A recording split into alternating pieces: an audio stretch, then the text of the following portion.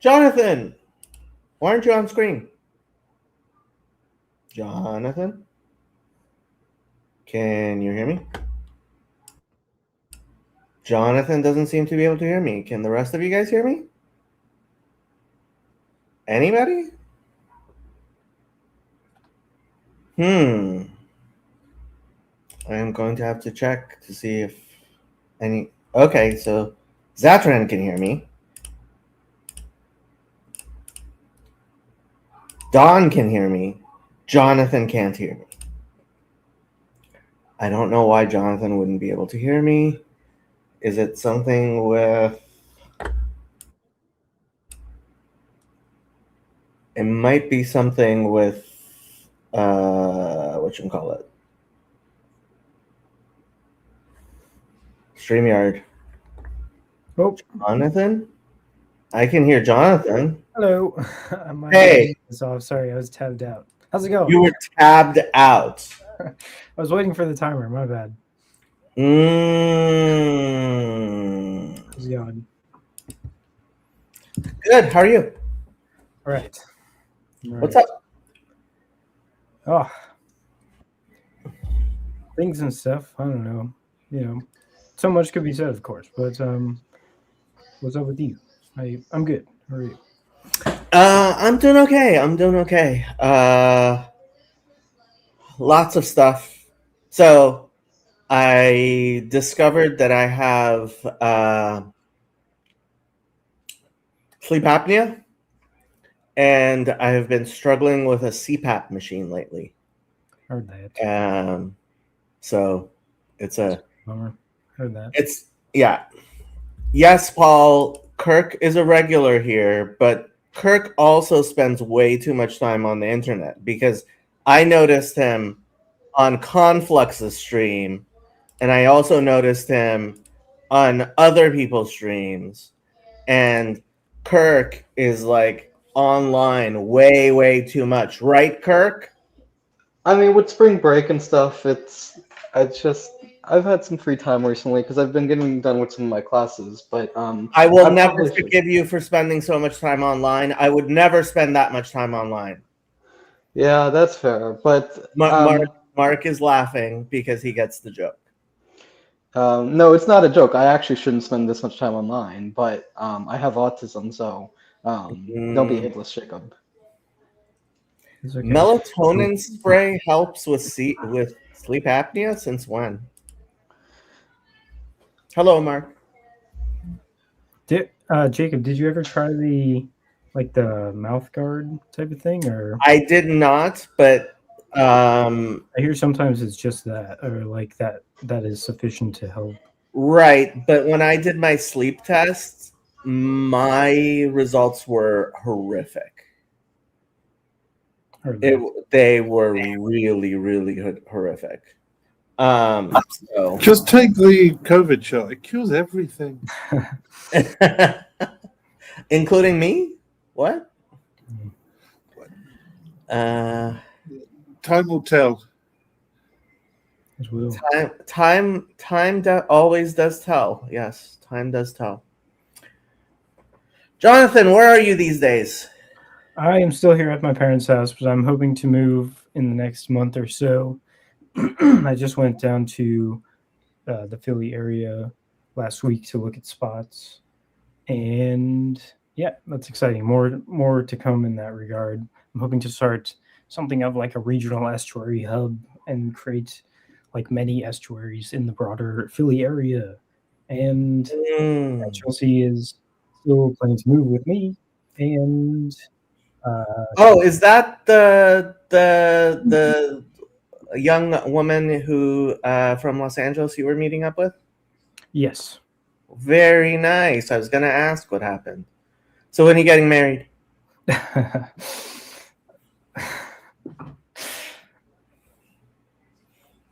married my wife after like a week. Why you gotta be like that? I have to be like that, Jonathan. I have to be like that, Jonathan. I don't know. Honestly, she's super cool, and maybe one day.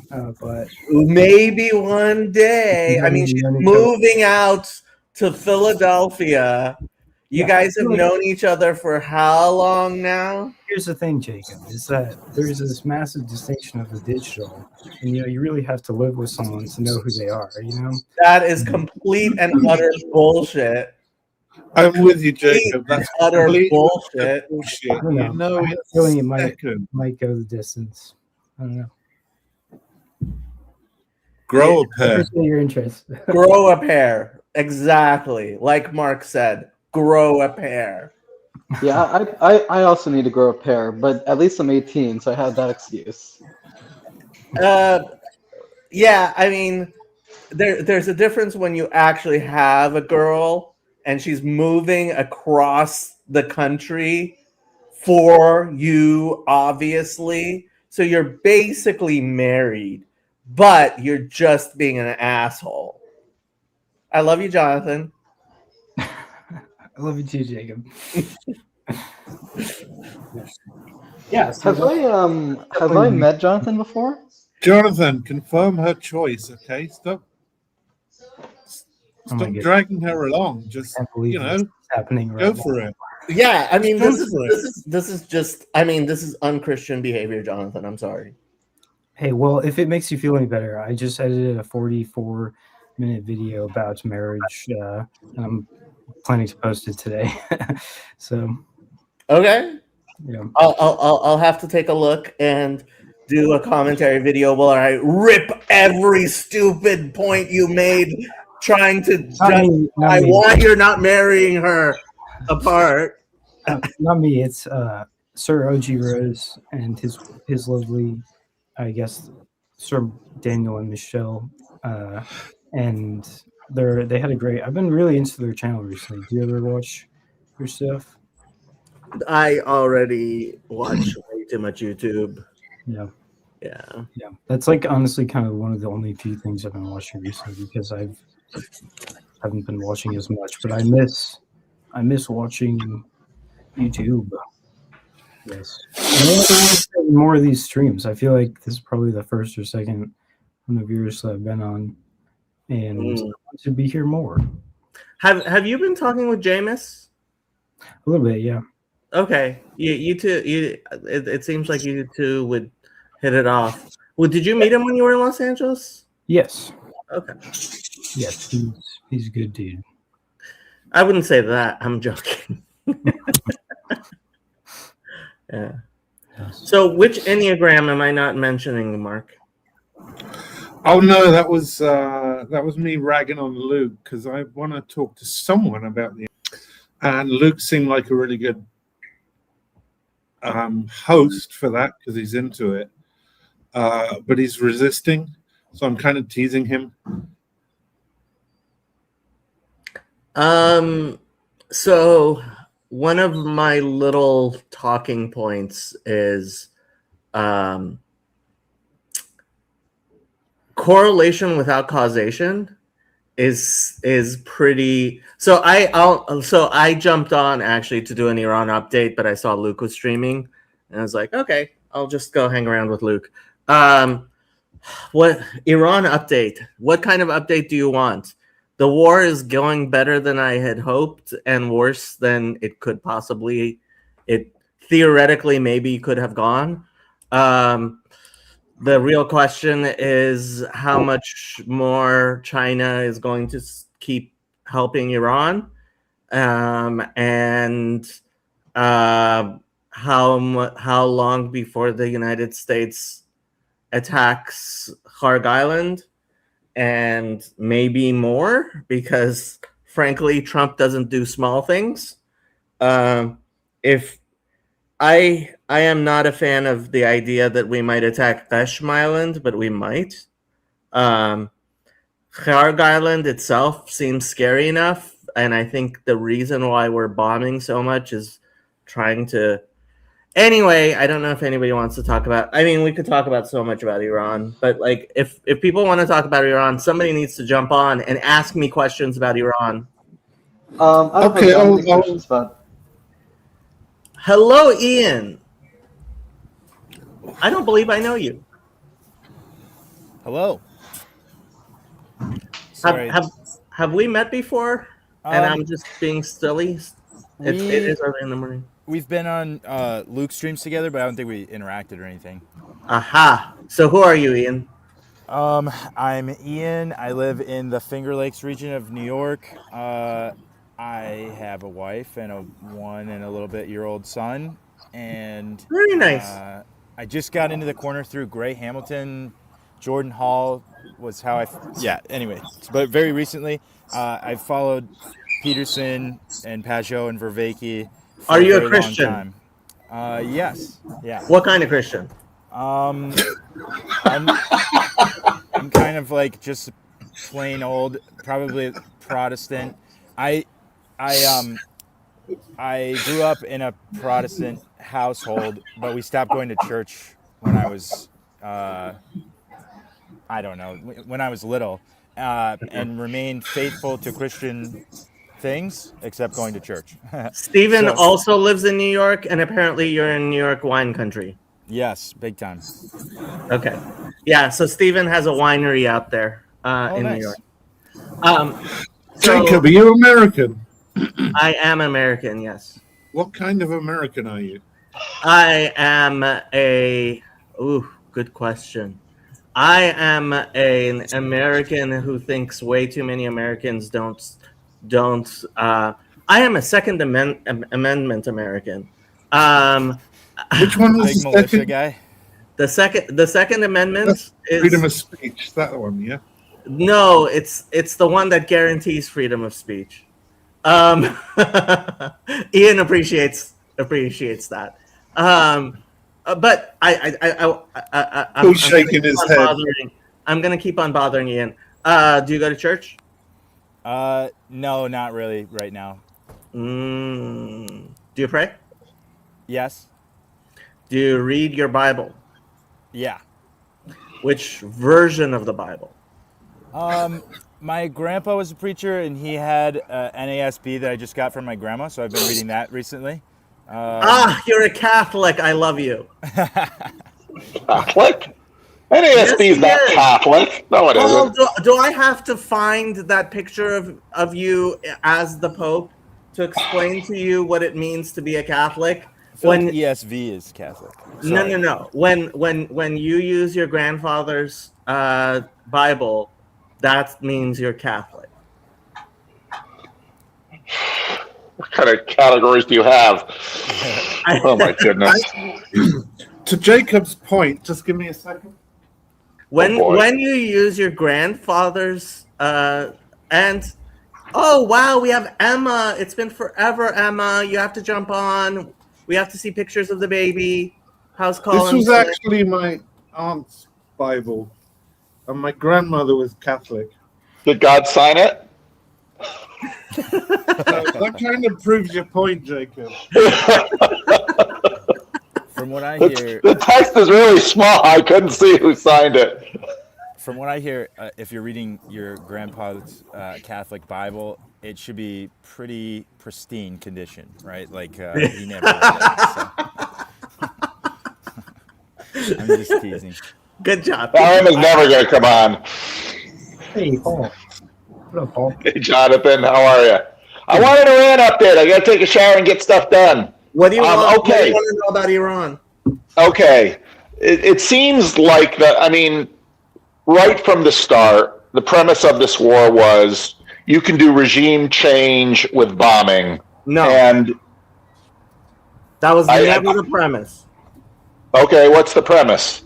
The premise of this war is kick your enemies while they're down. Okay. But I think that the difficulty that we're going to see is that the regime in charge is brutal, and like ideas of taking out the power plants just make the population suffer. And they're not going to take out the power plants unless, Donald Trump is Donald Trump. He will do what he will do. And I think people who assume that there are larger forces other than what he had for dinner last night and how well he slept and whether he's fighting with Melania at work are deluding themselves. I agree 100%. Okay? But Jacob, can I just say? Yeah. Somebody mentioned China. I did. China. I think China is China has been giving somewhat Iran. reliant on Iranian oil, Yeah. and so they're not gonna quit the fight. Depends if they we need- depends if we take Qashm Island, because if we take Qashm Island, then I that's 90% of Iran's oil output. That's And now you've made China very angry. So China's where does already that go? angry. China is giving Iran coordinates and missile guidance advice. We don't know. Maybe. Yeah, Russia we is do. as well. No, we do. Don't know. Iran don't know what could information never have they're taken sharing. out radar, U.S. radar bases without. They don't have that type of intelligence. Yes. Did So they get it the- from Tucker? What did you say, Ian? Did they get it from Tucker?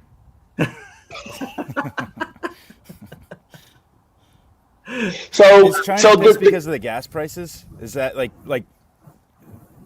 is Yeah. it economic?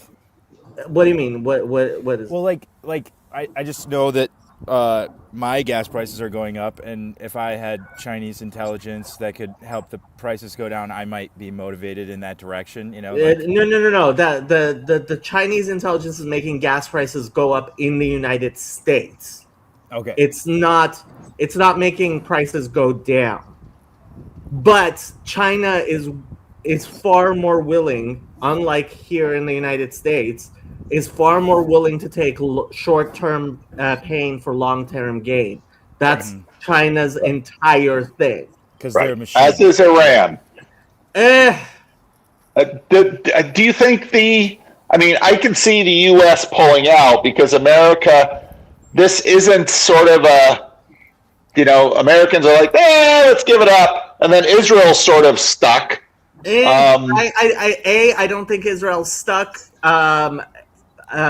Too few people have been paying attention to the too few people have been paying attention to Saudi Arabia and the UN Security Council resolution.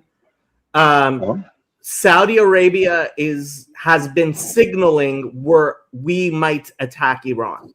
They have been loudly signaling we might attack Iran.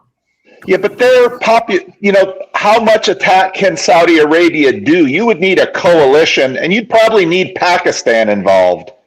Pakistan. Well, that's one of the things. So I listened to a very interesting interview on the CBC of all places with a representative of the Saudi government, and it's the type of interview that MBS gives when he wants to say things without saying things, and that's how he signals.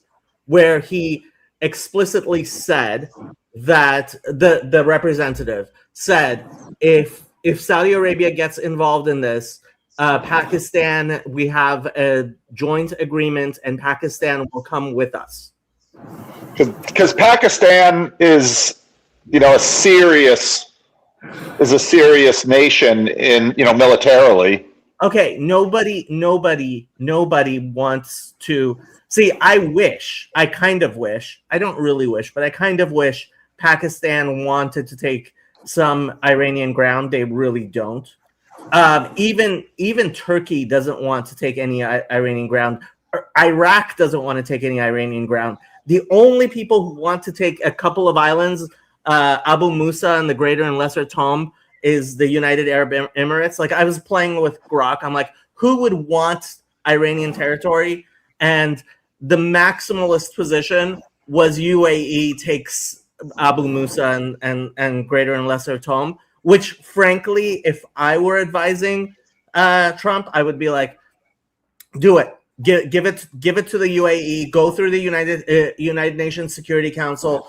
After that resolution passed, the Security Council is going to let UAE take Abu Musa, but that would be plenty of win, and we could just leave. That, like, my dream scenario is the United States goes to the United Nations. Abu Musa gets given to the United Arab Emirates, and the United States declares this war over, and Iran flails worthlessly for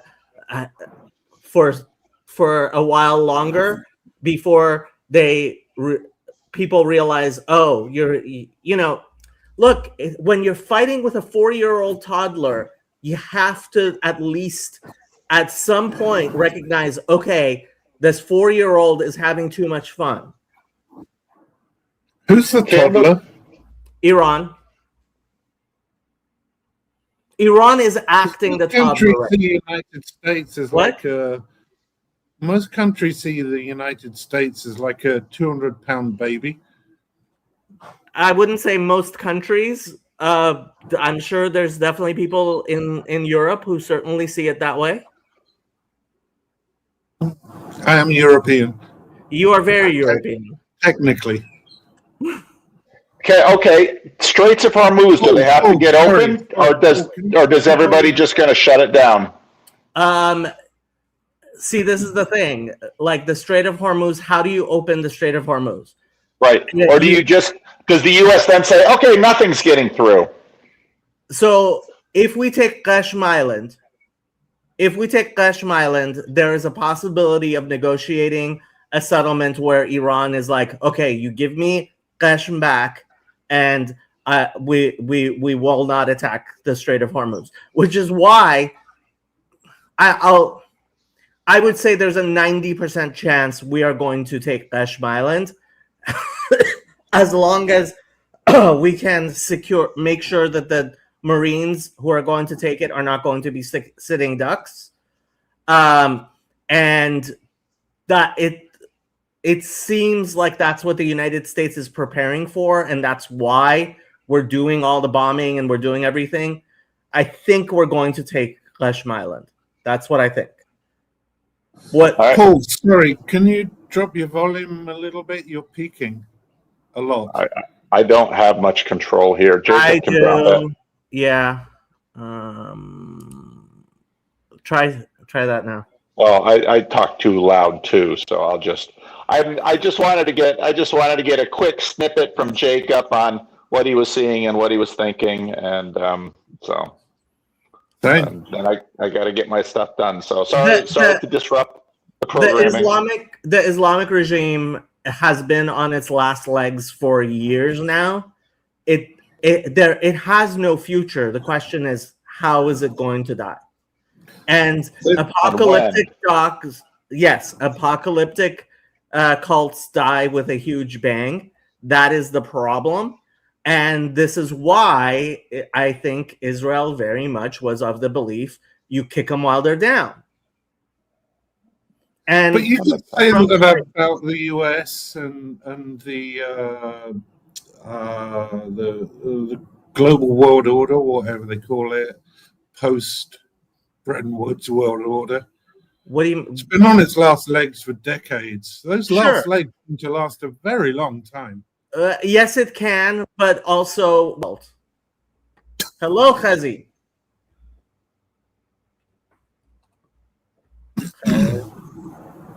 Nashlomcha.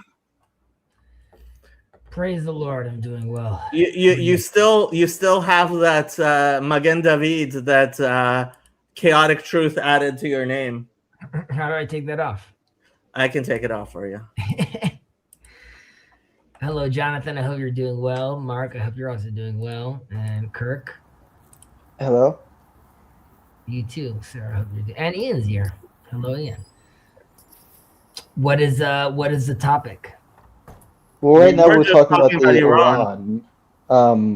I honestly kind of want some Torah insight, but About Iran? I mean, that would actually be helpful. Torah insight about Iran, or Torah insight about how to cope with whatever's going on in the world. Actually, there is something I want to do, and if we didn't have the guests, Jonathan and Ian, and now Jason, I would hijack my own stream, and we would go and watch a particular video, and Chazi and I could have connections, but We have honored guests here. Hello, honored guest. Hey, Jason. me? Iran is very hard to understand because you have 1,001 different so-called experts that are going to give you their opinion of what's going on. It's quite scary.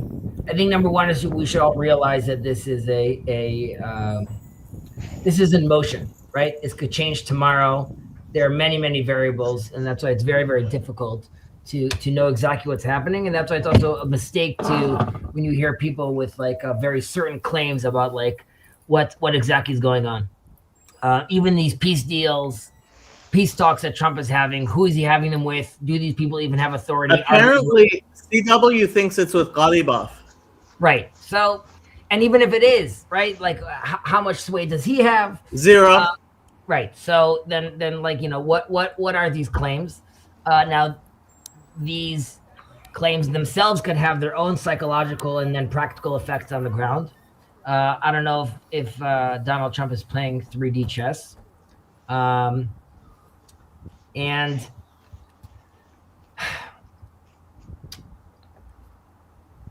I think it's important that we all remember, honestly, that it's a good place to remind us who the good guys are and who the bad guys are. And I know that sounds like very simple terms, but obviously I caveat this with saying that all the innocent Iranians, we obviously want them to be free and to prosper and do well and all that good stuff. However, no one's denying that Iran reached 60% uranium enrichment, and everyone knows what the ramifications of that is. And then you have really a conversation of like, you know, they weren't at the finish line yet, or maybe like, are we waiting for Iran to have like the nuclear missile actually aimed at America? At the end of the day, this is a bad actor, and bad actors, they need to be stopped point blank. And like someone like Iran having a nuclear missile is just not something that the world could tolerate. And it's difficult because you could see we're in a world where like obviously this still needs to happen. War has to happen. People get hurt. It's devastating to see. But on the flip side, you have seeing that only through the prism of TikTok and people with these deranged ideas of like, oh, like we could just talk it out, or like, why does America need to be involved? It's not an imminent danger, and that's why it's not an existential threat for America. So why does America need to be involved? If you really honestly see yourself, you don't see yourself as the police of the world and as the moral authority, then you're right. Then it doesn't make sense. But that's not the claim for America, and that's not the game they're playing. And I think, heaven forbid, if America decides to, you know, just focus on themselves. And so we're seeing... Hezi, the vast majority of Americans have repeatedly said we don't want to be the world's police. Vote other people in? And now you go say like they voted Trump and he said no wars, right? World police is something we use in the United States as a joke, because anybody who wants us to actually be the world police, like that is a less than 20% position in the United States. Is that true also during the Second World War? Yes, we've never thought of ourselves as world police. No, but I'm saying, are we happy? Is the world happy that we reacted in the second in the second? Okay, Hezi, de facto, there was certainly an elite class in the United States who thought, especially like with the establishment of the United Nations and Bretton Woods, et cetera, right? But that's over. That's dead. Right, but you know what's not dead? The bad guys. Right, so you could. Okay, but Hezi, yes, but that's the United States is not going to be world police anymore. That's gone. That's dead. And that is what we're seeing today. Develop. I think Hezi is not. I don't know. I mean, I don't want to put words in your mouth, Hezi, but I don't think Hezi's saying he wants America to be the world police. I think he's saying that he wants Americans to see things in a long-term way, where we understand the impact we have on the world. Hezi, do you want to see the United States be the world police? I don't. Again, the world police is a. I want them to be. I want all people to live a moral life. Currently, I see America as the country with regards to military strength and economical power, which allows them to potentially be that moral guide. If they don't do that, then we fail. Moral guide and world police are very different things. Well, they're policing the world based on their morals.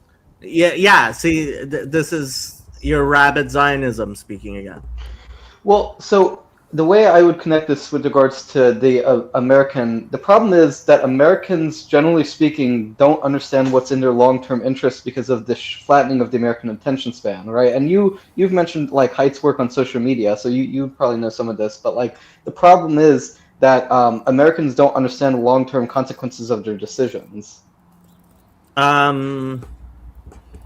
There's a lot there that I don't even want to bother with. Ian. I was just gonna say that I feel like I appreciate Hezzy's position on this because, like, I'm a little bit more America first in the sense that I would just appreciate if we could like fix the problems that we have here first, or have that be a top priority rather than like colonizing other nations. But then when Hezzy comes in and says something like this, it's like, oh yeah, I don't really know what life is like at all, like for the majority of the people on the planet, right? So I don't understand not being in a place of economic and military superiority where, for the most part, the problems that I have are maybe first world or something, to use that phrase, but just the perspective of smaller countries that are a little bit more dependent on their friendships with these larger countries like the United States. I also was thinking it's probably one of the things here with like Iran being bad actors. This isn't to say anything negative about Russia, but just like they are big enough where they can have nuclear weapons and nobody can tell them what to do. So whether or not they're good or bad actors doesn't factor in. So then you get to see like different rules that apply to Iran, to Russia, to China, you know what I'm saying? So I think that might be something that kicks up in these conversations where we want the rules to be bad actors don't have nuclear weapons, but actually if you're big enough, then you get to make some of the rules up your own. Well, we saw how close America and the Soviet Union were to actual nuclear war, and sometimes by mistake. Right? Sometimes just because someone messed something up or someone didn't notice something. In 82, we almost all died. Right. Yeah. I have much less confidence in Iran. And secondly, you could say, America first, world first. You could be America first when everyone's living in their own little island. You can't be America. There's no such thing as America first also in the age of AI. Okay. There's no such thing as first. Obviously, yes, you have to focus on, and there's plenty of things America could do with its budget, with dealing with its poverty and dealing with 101 litany of issues that they have internally. This is true about every state out there. However, right, you could chew gum and walk at the same time. You're right. Ideally, America needs to focus on its interior issues. Then you have another issue happening. And again, we're only seeing a part of it right now. What Iran is doing with it's shooting everyone and all its effect on the oil and gas costs in the world, right? That is a reality that all of us were sort of not even thinking about. And then we have to remind ourselves, no, there's a reality where people can mess around and it affects everyone. So well, this is what I mean. This is what I mean by this war is going a lot better than I thought it possibly could have, right? Things could have been a lot worse than it is. And one thing that's become clear with Iran attacking all of its neighbors, right, is now Saudi Arabia and the GCC states and pretty much everybody around it are like, are you kidding me? This is proving that this war needed to happen and it needed to happen earlier. So there's been a lot of vindication of we need to attack Iran point from the people who are paying attention to geopolitics.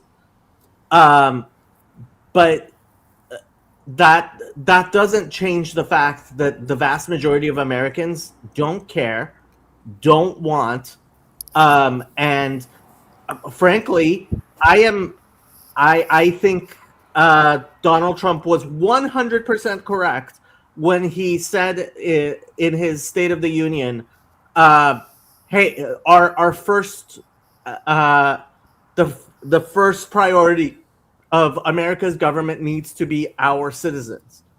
And let's face it, we couldn't protect Ukraine, and not protecting Ukraine, despite Ukraine disarming, is the reason why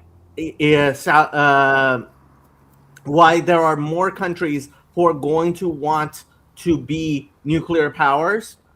And that was a huge mistake that we made through our weakness.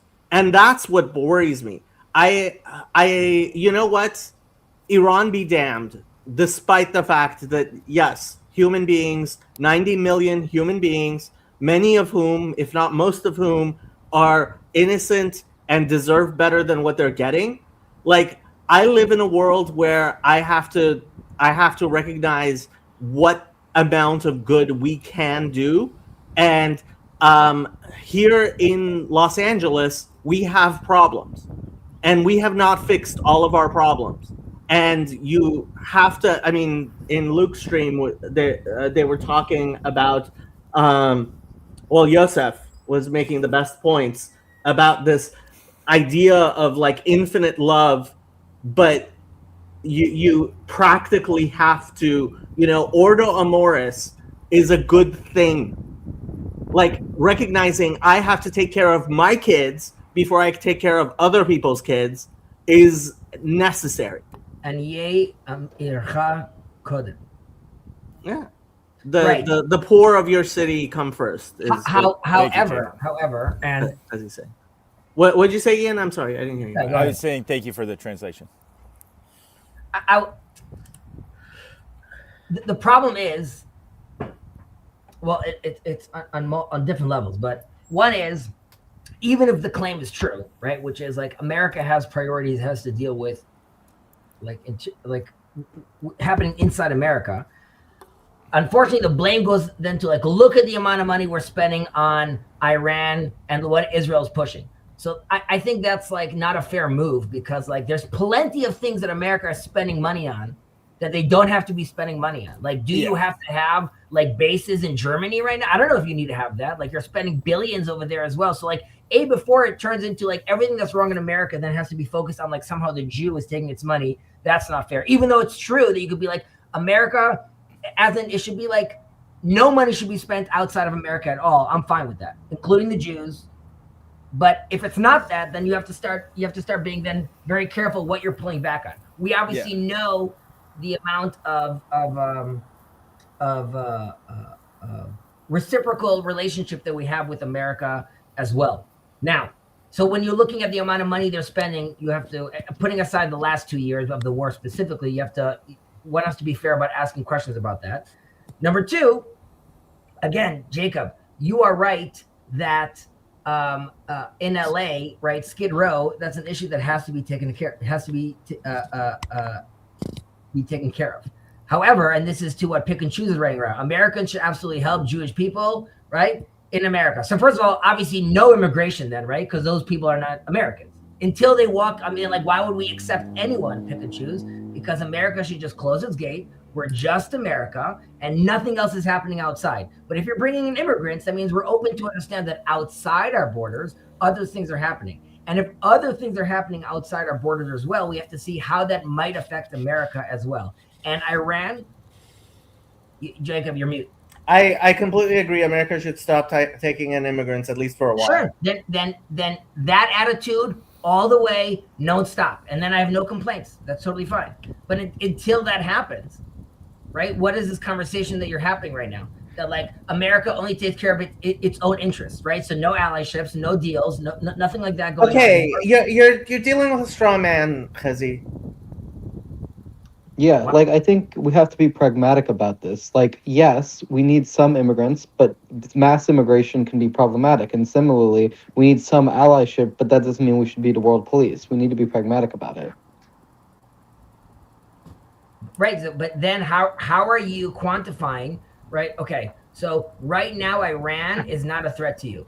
Next year, when it's a threat to you, then it's okay. What do you consider a threat? 2 weeks Well, before a Hezi, bomb? Hezi, stop making like what you call it, straw man arguments.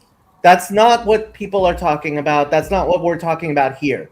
There are people. Yes, there are people like I'm dealing with the Israel first crowd on both sides. The Israel first crowd who want everything to be done for Israel, and the Israel first crowd who are willing to destroy the United States because they hate Israel. I am not Israel first. I am America first. You're- Anye Ircha Koda, right? And I'm not being the ridiculous caricature that you're painting.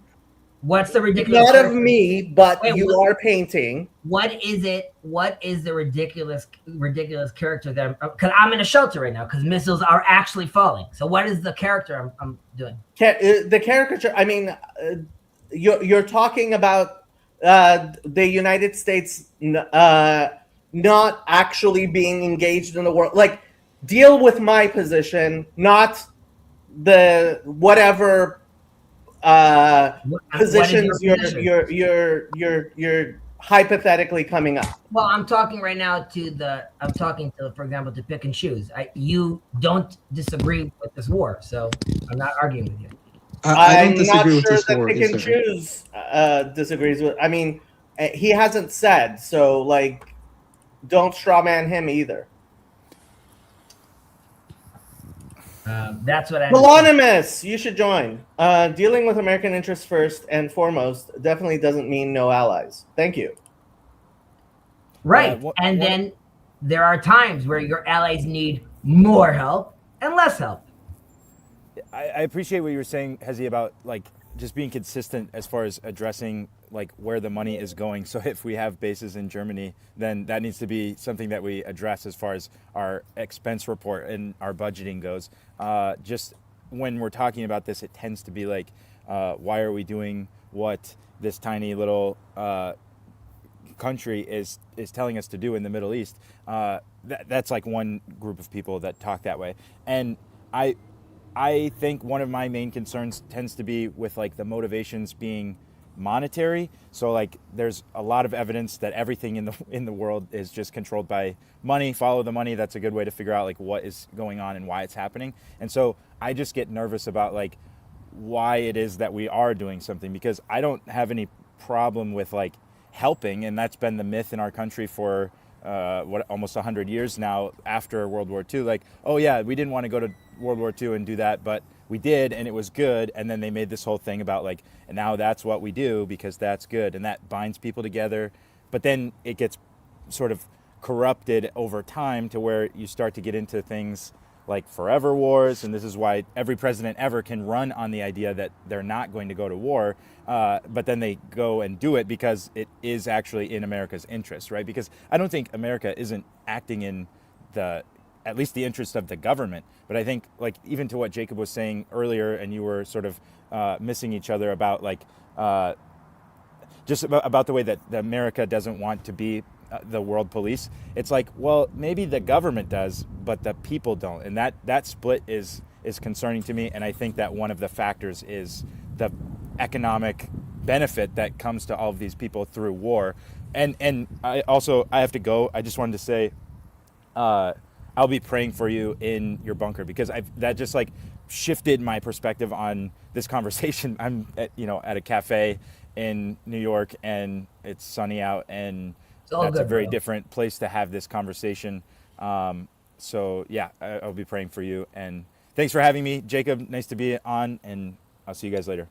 Jonathan, before you leave, tell us how are you going to ask her to marry you? Keep it as a surprise. Yeah. Fine, you can keep it as a surprise. What you gonna say anything before you go?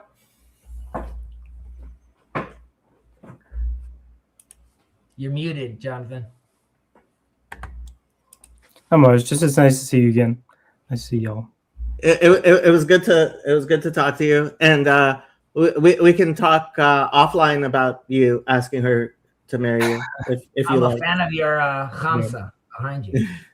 Oh, yes. Yeah. Okay. I I'm gonna go. I'm gonna take off as well. Talk to you later. All right. Be well. I don't know, Jacob. I mean, Yeah, young men need prodding. you see a sentence like this, right? Where did it just disappear to? Here, pick and choose. I disagree with the war, but that doesn't mean I don't want America to help Jewish people. I want America to help Jewish Americans, the ones in America. So he's saying isolationists, nothing else, no immigrants, nothing. Okay, right? I haven't talked to Pick and Choose. I don't know exactly what he knows about this war, doesn't know about this war. I support this war only because I actually do agree with with the idea of kick your enemies while they're down. Also, Americans saying, hey, we don't want any of this. Give me the good old days. The good old days are there because America stopped the bad guys and everyone was destroyed and no one had anything. Hezi, stop arguing with people who aren't in the room with us. Yeah, but okay, sure. How you doing, Yoav? I'm doing fine, thank you.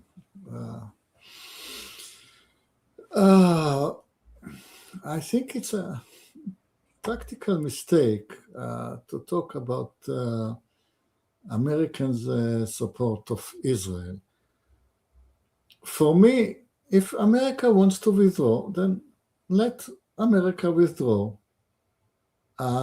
This war should be the last war. This is why we fight it.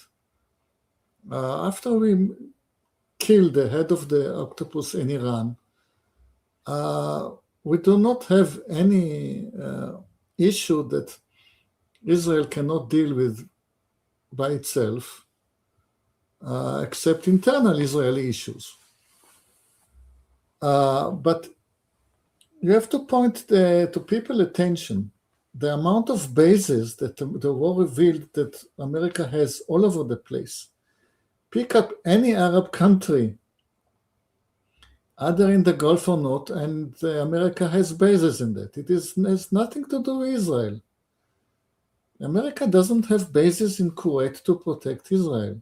I mean, America should ask itself why it has bases. Maybe that is a very, very good reason to have bases in Kuwait. Not my problem, their own discussion. You want to withdraw from Kuwait? Okay. You want to withdraw from Saudi Arabia? Okay. And now what about Egypt? Take a look at how much money you're spending on Egypt. Do you want to stop the support of Egypt? What happens then?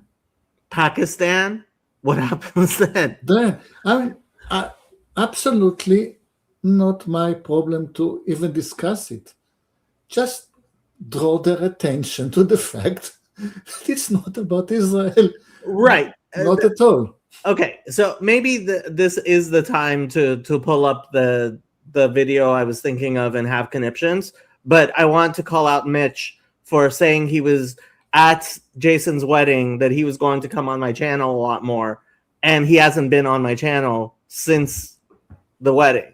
So, but okay, let me introduce this video because it actually is kind of important, because multiple people, including Paul Vanderklay, have asked me about what is being discussed here, and the response we give to this video is actually going to be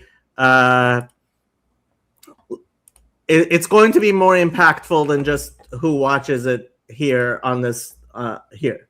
So there's a man named Firas Moded who is Lebanese Druze, and 3 years ago converted to Catholicism, who is one of the hosts on the podcast of the Lotus Eaters, which is Carl Benjamin's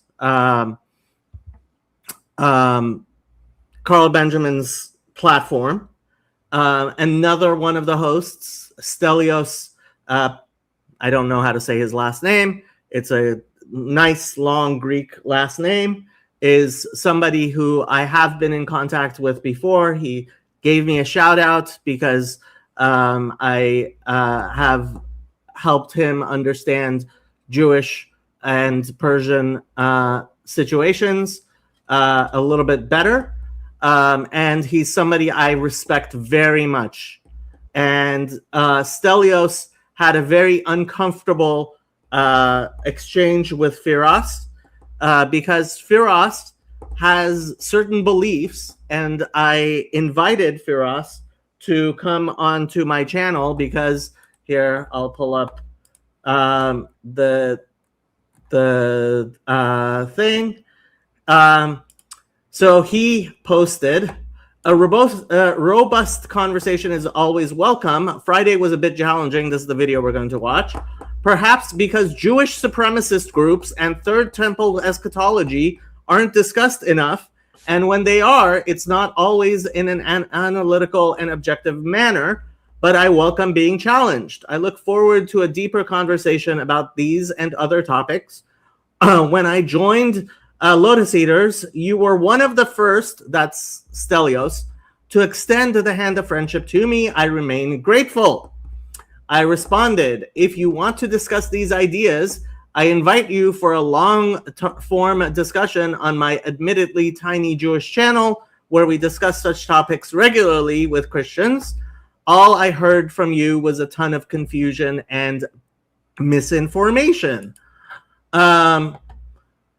So here is said video, and you feel free to stop us to have conniptions as you wish. Move to the next segment and discuss the wisdom of Benjamin Netanyahu.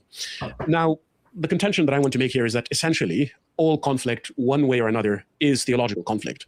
This is the only statement he makes in this entire thing, which I agree with.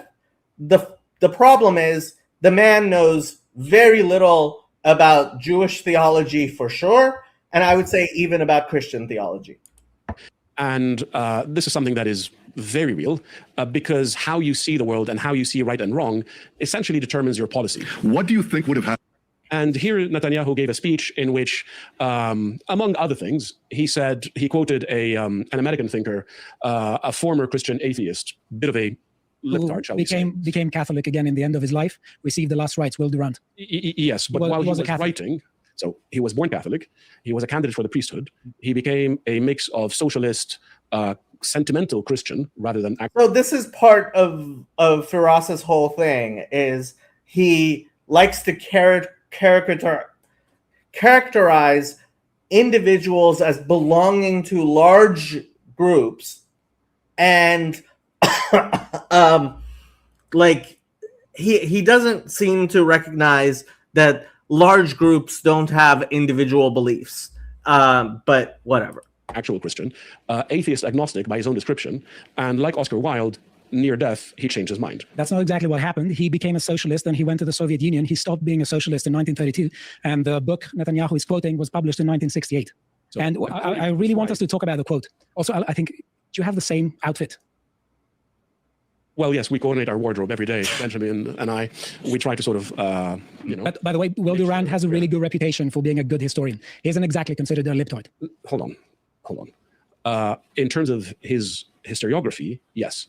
In terms of how his wife describes his life philosophy, and in terms of when it was suggested to him, what kind of award do you want or what kind of work do you want to do? Like, this is all genetic fallacy. It's 100% genetic fallacy. It has nothing to do with the actual argument. His response was, well, let's work on eliminating all racial prejudice. That was his view. I haven't read him. Perhaps you have. I did some very basic research on him. But during the period that he was writing, from the period that Netanyahu is quoting him, he was in the atheist phase. Yoav, you're laughing. There must be something you want to say. Not really? Okay. But this isn't the crux of the issue. The crux of the issue is I want to try to explain what Netanyahu is presenting and the worldview that he's presenting and what it actually means for policy, because that's what really matters rather than just this one quote. And here is Netanyahu explaining himself. Let's listen to him. But in conditions of existential threats, there's a much greater danger in not acting. What do you think would have happened if America did not act now? Just imagine what would have happened. In a few months' time, no more than a year, Khamenei, still alive, would have ordered the beginnings of the new nuclear program and the reconstructed ballistic missile program to move underground. Now, it'll take them a little time, maybe a few years, but you can't reach those programs. And they develop intercontinental ballistic missiles, okay? That means missiles that can hit Chicago and New York. He's scaremongering. I mean, yeah, I think Netanyahu is not completely being, I think he's being a bit exaggerative here, but I think the general gist of the idea that we should have struck while the iron's hot to prevent Iran from starting a new nuclear program is correct.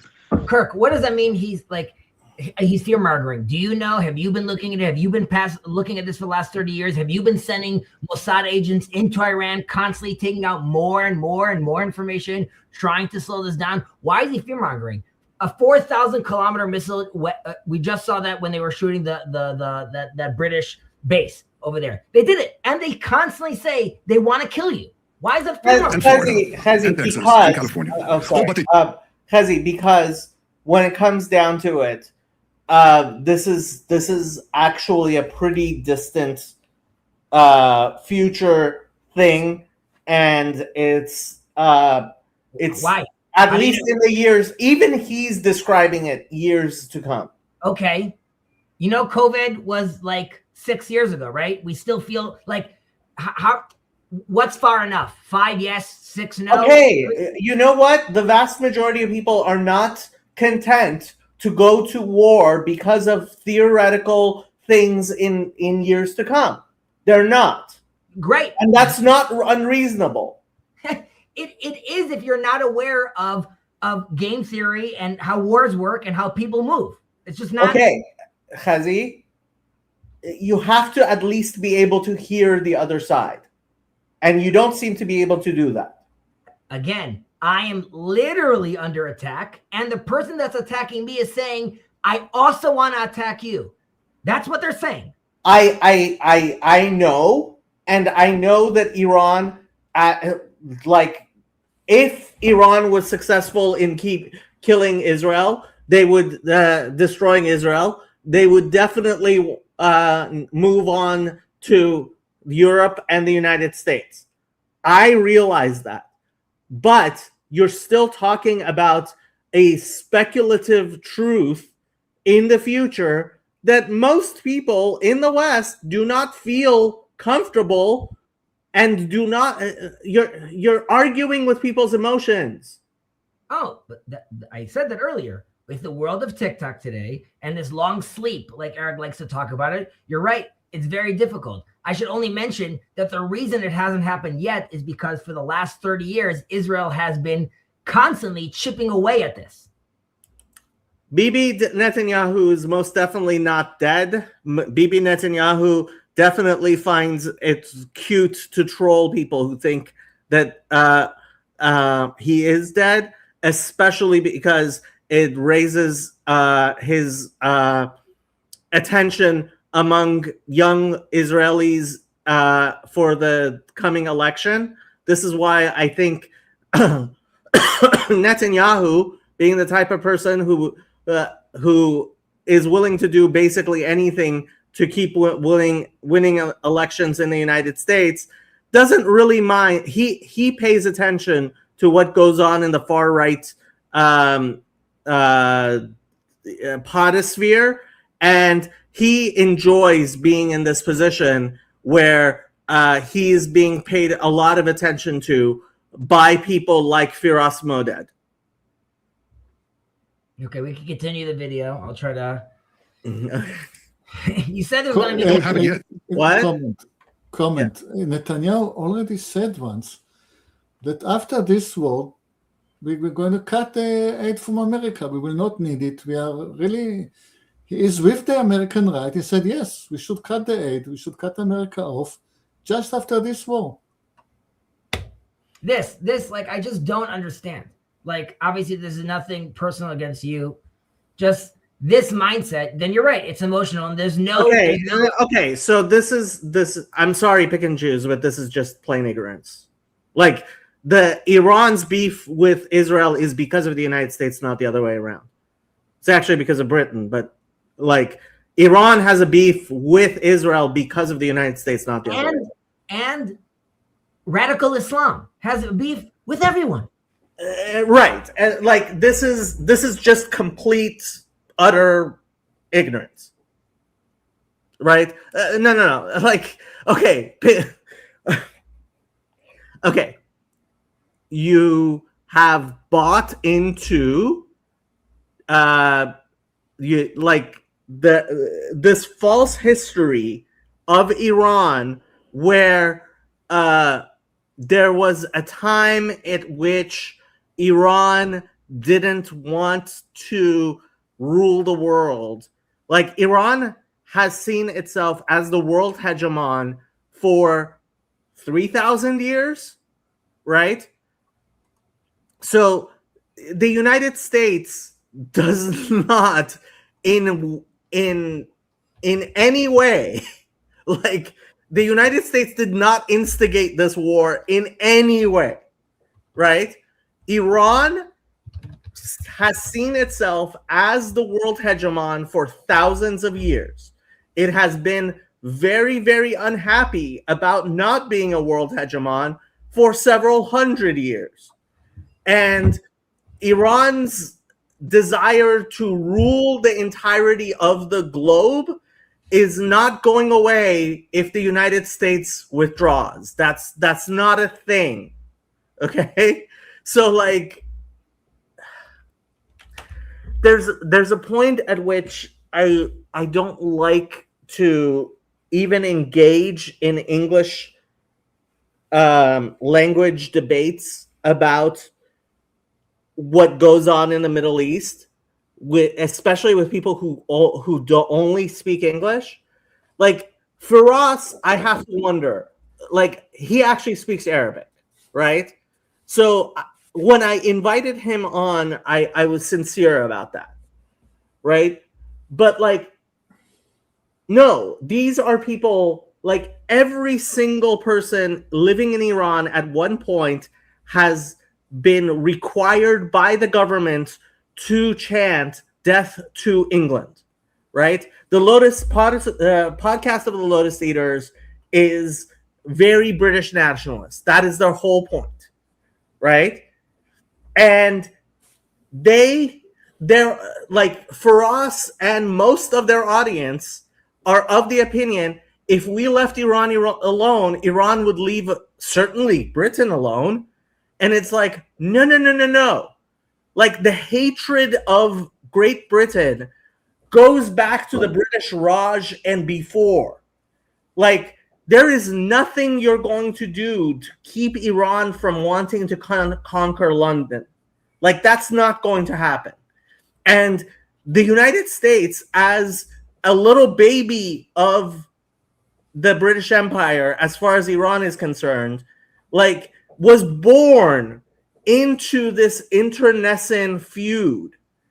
The United States is the baby of the greatest Satan, which is the British Empire. And like, this is a view over centuries that Americans and people in the West, they just don't think of that at all. Like they don't even imagine this might have anything to do with the British Raj, but it does.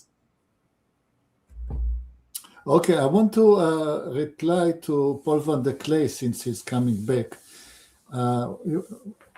Earlier, he commented about the possibility or lack of possibility to win a war from the air. And here we divide it in two stages. What you do is the artillery bombardment. And this you do from the air. And the second stage is the drone warfare. It's a new variable in warfare, in which you just hunt down the henchmen of the regime one by one over a long time until the majority becomes, and already they are very afraid, until they lose their ability to rule. And then you have your regime change. And as far as boots on the ground, nobody wants it. Certainly Israel doesn't want it. America doesn't want it. You might take an island or two for a limited time. But taking an island after the massive artillery bombardment is much less dangerous than trying to conquer Asia or try to invade Russia, which nobody in their right mind should have ever contemplated. And also coming to speak about it, if the talk was about America withdrawing from the world, fine with me. What is happening with Europe? What is happening with Poland? None of my business. Just consider it. Okay, go on. Just I want to address Kalanimus's point here. I think this is overblown, but I don't speak Persian and I'm not so knowledgeable when it comes to Shia Islam. I highly, highly recommend anybody who wants to understand Iran read the novel My Uncle Napoleon. That's how you will better understand Iran. And not by reading nonfiction, but by reading our own fiction. It's available in translation, and this is considered almost a national novel in Iran. I highly, highly recommend that.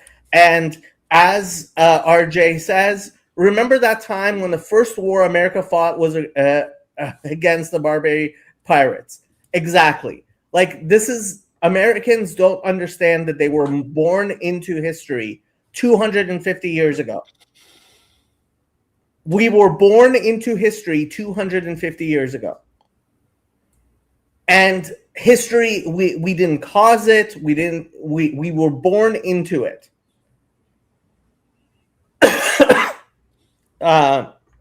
Chazi, you want to say something before we start the video again?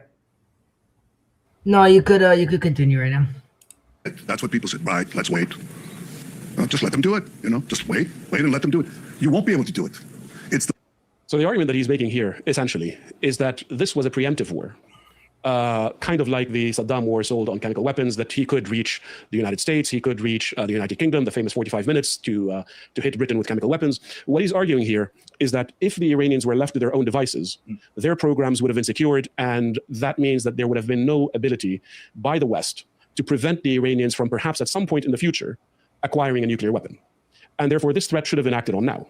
That's the mindset. Now, factually speaking, Britain's national security advisor, Jonathan Powell, who had been Tony Blair's chief of staff, attended the talks with the Iranians. The Americans during these talks didn't bring a technical delegation, which you would. Again, I think he's completely misunderstanding. Like, I am surprised that somebody who is from the Middle East and is an analyst of the Middle East thinks that the technical delegation, like, if you don't understand that the JCPOA, like, is not, it's not the point. And I keep on making this analogy, which a lot of people, I hope it gets through, but I don't know that people understand. If my neighbor is constantly yelling, having his kids yell, death to Jacob, right? For years. Having the police come once a month to make sure that he and his kids don't have guns is not going to make me feel comfortable about living next door to him. So Jacob, how does that work then with like the fear mongering? Because like, even if it's not nuclear missiles, if it's some sort of engineered virus, whatever it is. Exactly. So this is the thing. Netanyahu is a politician. He's trying to make something understood in terms of, look, this is a threat. This is something we have to deal with. And as adults, I think it is possible for us to deal with other adults who are like, he's tugging on people's emotions by saying, yes, he's tugging on people's emotions. He's simplifying a much more complex matter, which is we have an enemy in Iran who wants to kill us, right? This is what being national security advisor, right? Being the actual people whose job it is to defend the United States have to understand is there are times when you can't make it understood to the average American, your Walmart shopper, right? That Iran wants to destroy the United States, and they're actually working towards destroying the United States, and the hate is real, despite the fact that you may not be aware that somebody hates you, right? Just because you don't know that that person hates you doesn't mean that that person doesn't hate you. Just because you don't even realize those people exist. And the vast majority of Americans could not find Iran on a map. That doesn't mean that when I was in elementary school in the first grade, I didn't wake up every morning, go to school, step on an American flag because it was required, and during exercises chant death to America. That was required at the school I was going to, right? And at that time, vast majority of Americans didn't really know Iran existed. This was 1983, so maybe a lot of them still remembered the hostage crisis. Certainly today, like until the war actually happened, a majority of Americans, and I still don't think a majority of Americans could find Iran on a map. I really don't. But that doesn't mean they're not trying to kill you. Jacob, I don't know if you called on me, but the reason I didn't respond if you did was because my headphones were having an issue. I don't know who Exactron is. Sorry.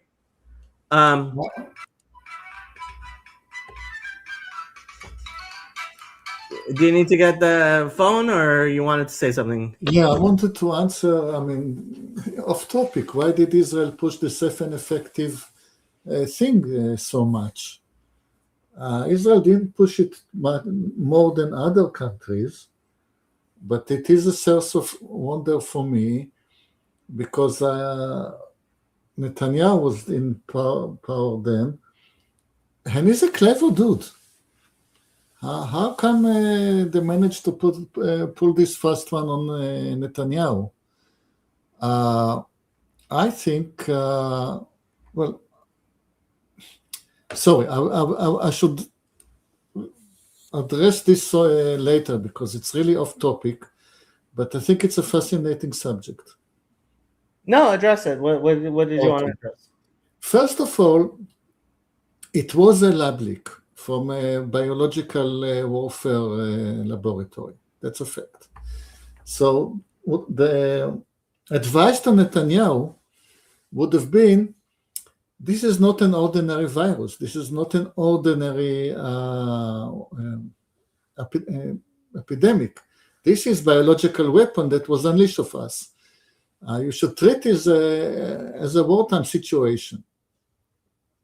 And it, like many other people, like myself, it took wise people like Netanyahu to really catch on to what's happening.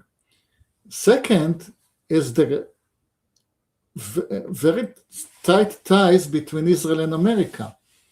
Like in the industry, in the war industry, also in the health industry, the cooperation is very tight, and our hospitals are a very good source of information because they're so well conducted, and they have a varied population. They are very good source of information to the pharmacy companies, and the pharmacies companies are returning a favor by putting them first on trials and let them in on the news before other people do. So our people in the health industry were just following their good friends in the pharmaceutical industry, just continuing the great friendship. So this is the special thing that was happening in Israel. And the other thing was like everywhere else. It's the same dynamic that happens everywhere else. I don't understand the connection. Sorry, what don't you understand? Something like what? How did we get onto COVID and? No, about talking about Israel specifically. Okay. Why? The question is, what was special in Israel? And first answer, nothing special, and then. Oh, you're answering Mark's question. Yes. Oh, okay. I'm like wondering what's okay. I said I did. Yeah. Yeah. Okay. Okay. Yeah. So back to this, where this guy Firas wants to make it sound like, and I really have to I don't understand what his motivation is. For he says later on in this broadcast, Iran is a deterrable nation, and like Iran is a deterrable nation. And he seems to think Israel is not a deterrable nation, which is the opposite. Like, he's got it absolutely backwards. And he should know better. I don't understand why he doesn't know better. Would need if you were serious about reaching an agreement over something as high. The agreement over like, see, that was the point. And I think that's why Trump got it. And why Trump is actually a much better negotiator than Obama and basically any president we've had internationally, because he understands how negotiations work a lot better. You can hate on Trump whatever you want, but he actually is someone who's negotiated big deals and understands how negotiation works. You have to at least give the man that much. Highly technical as a nuclear program. May I ask you? 1 second. But what the British and the Omanis had both said was that there had been an agreement almost reached, and that Powell's view was that the war was no longer necessary, because what the Iranians had accepted was that they would not stockpile any nuclear material, and that this would be under surveillance permanently with no time limits, meaning that the ability to acquire nuclear weapons by Iran was going to be gone and placed under permanent international inspections. No, actually, it wasn't going to be gone. The JCPOA had a 15-year limit, after which Iran was no longer going to be placed. Iran would have had the ability to further develop their nuclear thing. Like, I don't understand. At first, when I first watched this video, I thought he's just ignorant. Having looked at his history and other videos that he's made, he's not ignorant. So why is he saying things which are patently false? And I'm not going to say he's just lying. I don't have any proof that he's just lying. I think he actually may believe these patently false things. And my indication for why he might believe patently false things is actually something that's going to come up further in this discussion. And Stelios, who he's a very smart guy. He knows a lot of philosophy. He's not some sort of Middle East expert, and he's actually not much of an expert on religion at all. But he sees straight through what Firas says at further on, which is when Netanyahu brings up the idea of the pipeline through Saudi Arabia, which is an idea which, again, Firas says this is a new idea that he came up during the war. Absolutely false. This is not true. This is a war. This is an idea that certainly I heard about before, during the 12-day war and before, but it's been batted around. Like, there's a Wikipedia article from many years ago about this pipeline. So it's not a secret, and it's not a new idea. And he's a Middle East expert, right? And when Netanyahu brings up this idea, Firas says, well, Netanyahu wants us to be dependent on him. And it's like, you're a Middle East expert? And Stelios very astutely points out, no, if you build the pipeline, that means nobody will have a monopoly, because there will be two methods of getting oil out of the Persian Gulf. There will be the Strait of Hormuz and the pipeline. So you're getting rid of the possibility of a stranglehold, unless you're assuming that Iran is going to permanently shut down the Strait of Hormuz, even when there is a pipeline, which is crazy. But Firas says this, and again, the man is an expert on, like, this is what he does.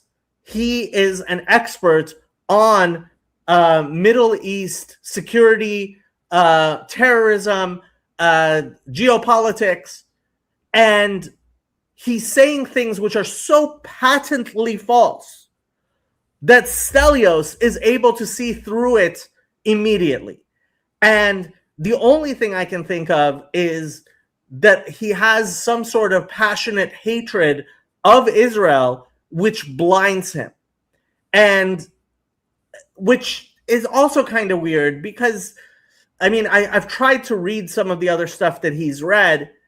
I maybe he's struggling with a passionate hatred that he had, and he's trying to temper it, and he's stuck in bubbles of bad information. That's the best I can, like, his bad ideas have not been challenged enough. But again, he says things which are in many ways ridiculous. At Smart Press, we're the best in the biz at bullets. They look good and make your brand look even better. Yes, sir. So there is a huge camp of people with the same views. It's very easy for me to picture that he is immersed in this. You will find more commentators with similar views like him than otherwise, like the Duran, for example. So first, why are you picking on him of all the other more famous people? And second, I can really understand that that one falls into this line of thinking. This is normal for people to. This is not a normal thing that happens to people. I'm picking on Firas probably most because I think it's possible. Like, Stelios is somebody I have had some discussion with.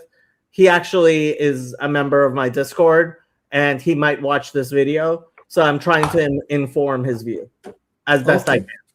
Yeah. Okay, so you're trying to help a friend. That's nice.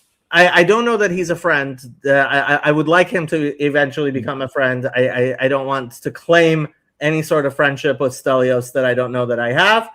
But Stelios is somebody who I have a lot of respect for, and I definitely would like to aid in his fight against insanity, because I think he is a champion for a lot of views I very much agree with. Okay, another comment. Where there is a pipeline from Saudi Arabia to Israel, yeah, there's also a train track. And through this train track, you can transport merchandise from India. Right. Not the visit of the Prime Minister of India just days before the war. Right. So this Israeli, Saudi, Indian pipeline it's a huge geopolitical deal. When I first learned of it, I looked into it. It's a brilliant idea, and it would be very good for everyone except the axis of resistance. Turkey is not happy about this idea. I think Egypt, to a large degree, probably wouldn't be happy with the Suez Canal not being as central as it is. There's definitely a lot of people who would be unhappy, including China, with the geopolitical shifts that such a pipeline / trade route would create. But what it would do is make the world a lot less precarious. And frankly, my guess is that this idea first started germinating when we had that ship that ended up clogging up the Suez Canal for a long time. How long ago that was? That was a while ago. But that, when that happened, people started realizing, okay, we can't have the Suez Canal be what it is, and this pipeline would help with the Suez Canal situation, but it would also help with the Strait of Hormuz situation, and frankly, it would be a big deal. And again, Firas acting like this is news to him it's possible that it is news to him, but that means he's very bad about his job. Job. 2 comments. First of all, as I already said before, Egypt. If the U.S. withdraws from the Middle East, then the U.S. withdraws from Egypt and the Suez Canal. Look what happened to Britain when they withdrew from Egypt. Second, concerning China, our industrial port city, Haifa, is being bombarded constantly with a lot of missiles per day. An equally important industrial port is in Ashdod, and it's relatively unattacked.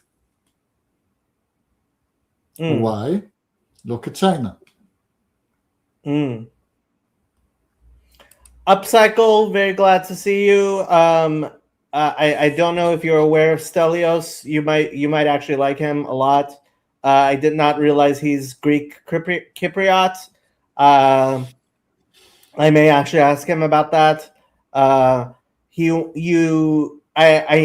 believe you went to the Jordan Peterson thing. I'm not sure if Stelios was there, but he is an intellectual I respect a lot, who I am very supportive of, and I would like to consider a friend one day.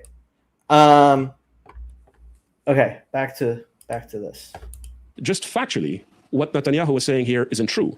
And the conclusion of this piece is quite important, because what essentially the Guardian quotes diplomatic officials saying was that they believed that Steve Witkoff and Jared Kushner had essentially been acting on behalf of Israel, and this is why they were. So this idea that Steve Witkoff and Jared Kushner are acting on behalf of Israel is...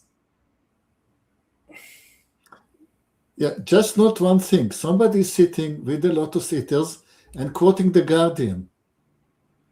That tells you everything. Well, yeah, Stelios actually points this out. Stelios does point this out. We're there. And perhaps that would explain, and this is my analysis, why they didn't bring a technical delegation. No, what explains why they didn't bring a technical delegation is because it's not about the technical stuff, right? If my neighbor is constantly chanting death threats at me, and the police come over with bomb-sniffing dogs, and they say there's no bombs here, that's not going to make me feel any better. to something that was this technical, to something that was this detailed in its nature. So that claim isn't true, and I just wanted to start with that. Right. So I want to start with Emma. Hi. How's the baby? He's good. He's not really a baby anymore. He's not quite walking, but he's working on it. Oh wow! How's Colin doing? He's good. He's at a school, if I remember correctly. Yes. Yeah. So he's working full time now. Yeah, and He's you're working on your PhD still, or were you working on your master's or your PhD? I'm working on my PhD. I got a master's along the way, and I don't think anyone ever mentioned it to me. Okay. Because that's how it goes. It is. But yes, technically I have completed my master's, and I'm in this semester. I'm doing my preliminary exam, which is the final step before I'm ABD. Wow, you're gonna be ABD. How many years do you think that'll See last? how long I stay there. Well, Yosef has been ABD for like 5 years now.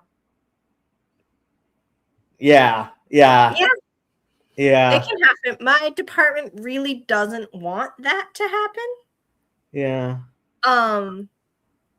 But we'll see. We'll see what happens. Okay. So when are you gonna do the TLC Bible? Maybe after the dissertation. Okay. Well, we'll think about it. Although by now AI is getting so good, you might be able to knock it off in like 2 hours. That is probably true. Yeah. I don't know how I feel about that. And what are you knitting / crocheting / creating by your weaving arts? I am knitting myself a shawl. A shawl. It took longer to finish than I kind of hoped, so might not be done in time for this winter, but it'll be nice later. Okay, I have to ask, are you one of those women who covers her head when she goes to church? I am, but I don't use a shawl. Ah, I see. So to what do we owe this pleasure? I don't want to focus on work. That is understandable, especially when you are almost ABD in classics.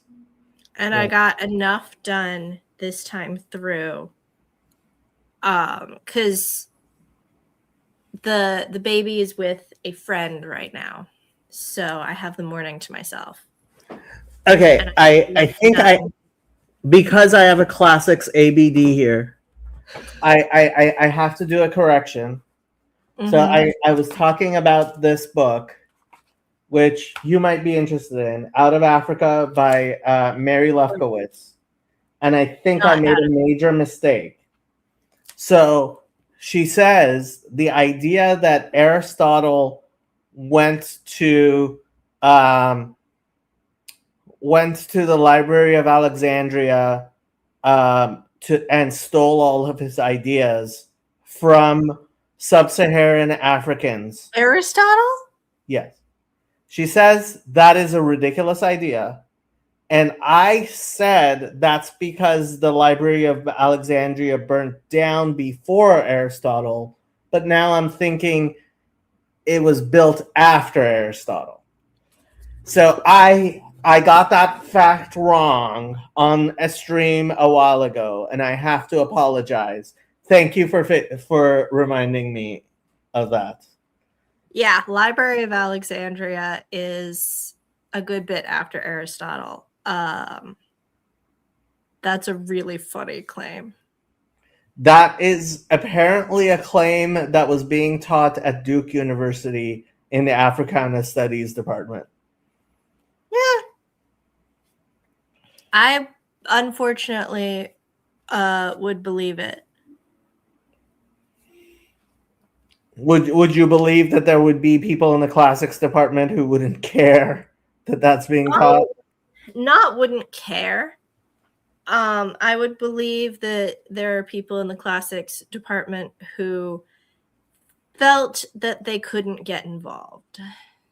Yeah, that's what this book is about, actually. You might want to read this book. It looks interesting. Not Out of Africa. Yeah, it is.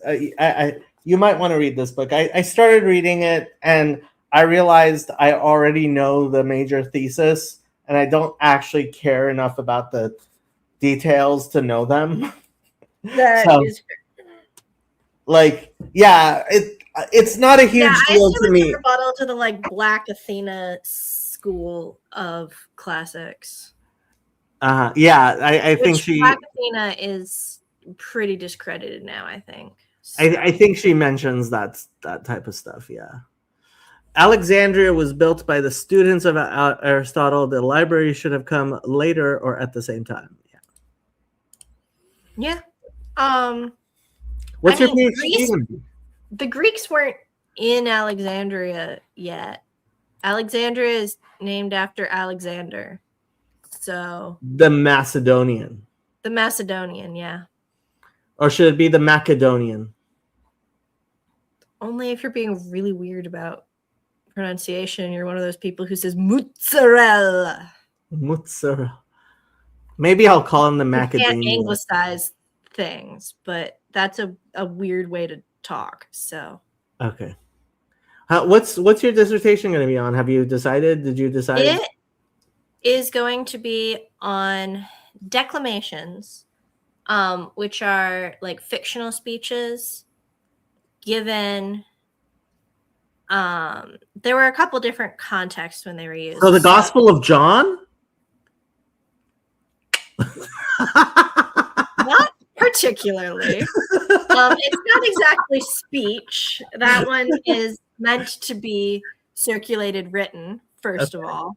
We're not going to touch the other part of that. I'm sorry, I just had to. Fictional speech is often given in the character of like a historical or a mythological person. Yeah.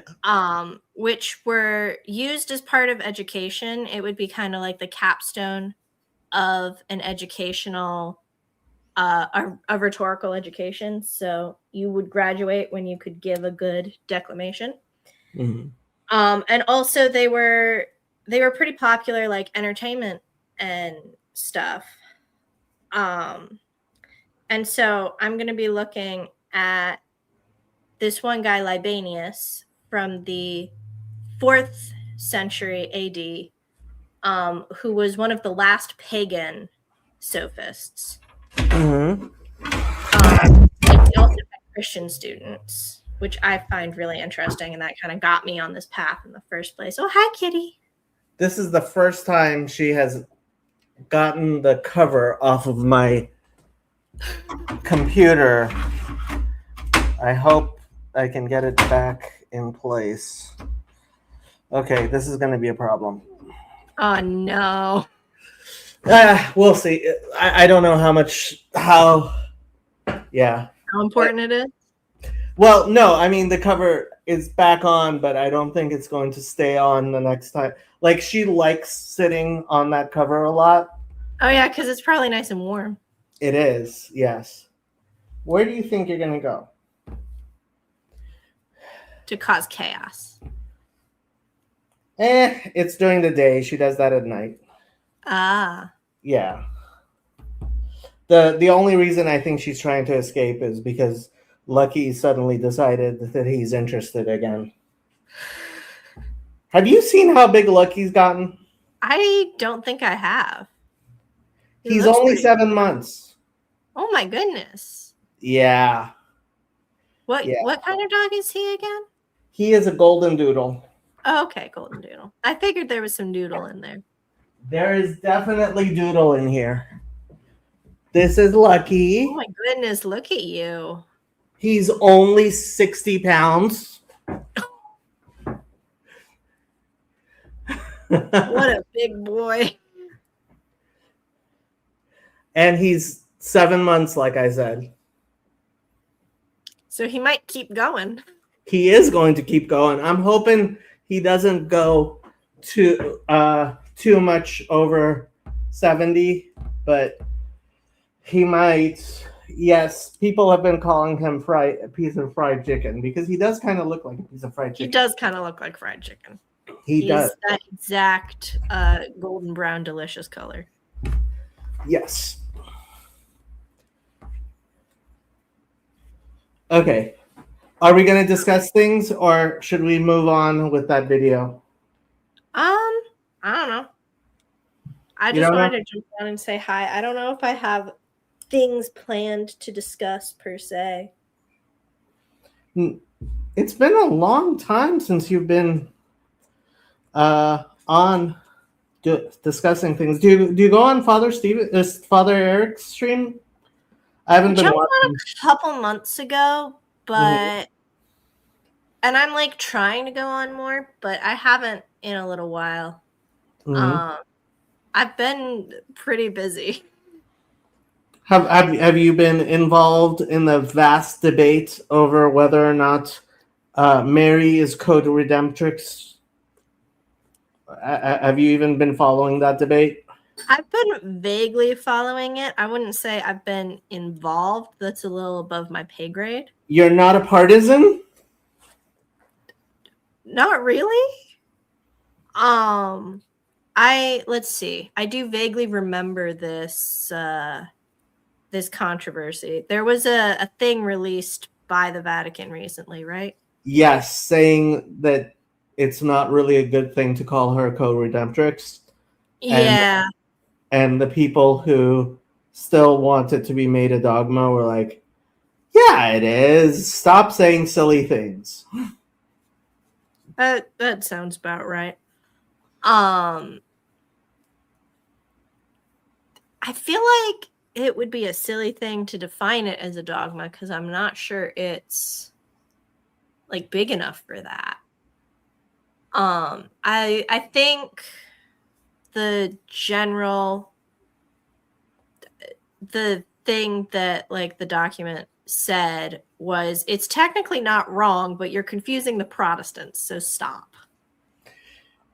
Yeah, I mean, I heard different interpretations of the documents, including that it was a condemnation of the idea, which was like, I know how Vatican condemnations can be pretty weak sauce. So if you're going to call it a condemnation, I'm not going to 100% disagree with you because I have heard of other condemnations which have been equally weak sauce. Yeah. Frankly, Vatican condemnations in general tend to be very weak sauce. Yeah. I mean, even the ongoing thing with the SSPX is a little weak sauce and only heating up slowly, despite all the things that are going on. Yeah, and I've been a bitter opponent of the SSPX for longer than I've known the Catholic Church existed. Why? That's interesting. Because SSPX, I mean, I'm joking about knowing the Catholic Church existed, right. But in terms of only caring about anything Catholic, like I only cared about Catholic things for a long time just because of the rabid anti-Semitism in the SSPX. Oh, I was wondering if that was what it was. Yep. Fair. Yeah. Personally, Brett doesn't know what SSPX is. The SSPX is a canonically irregular, schismatic,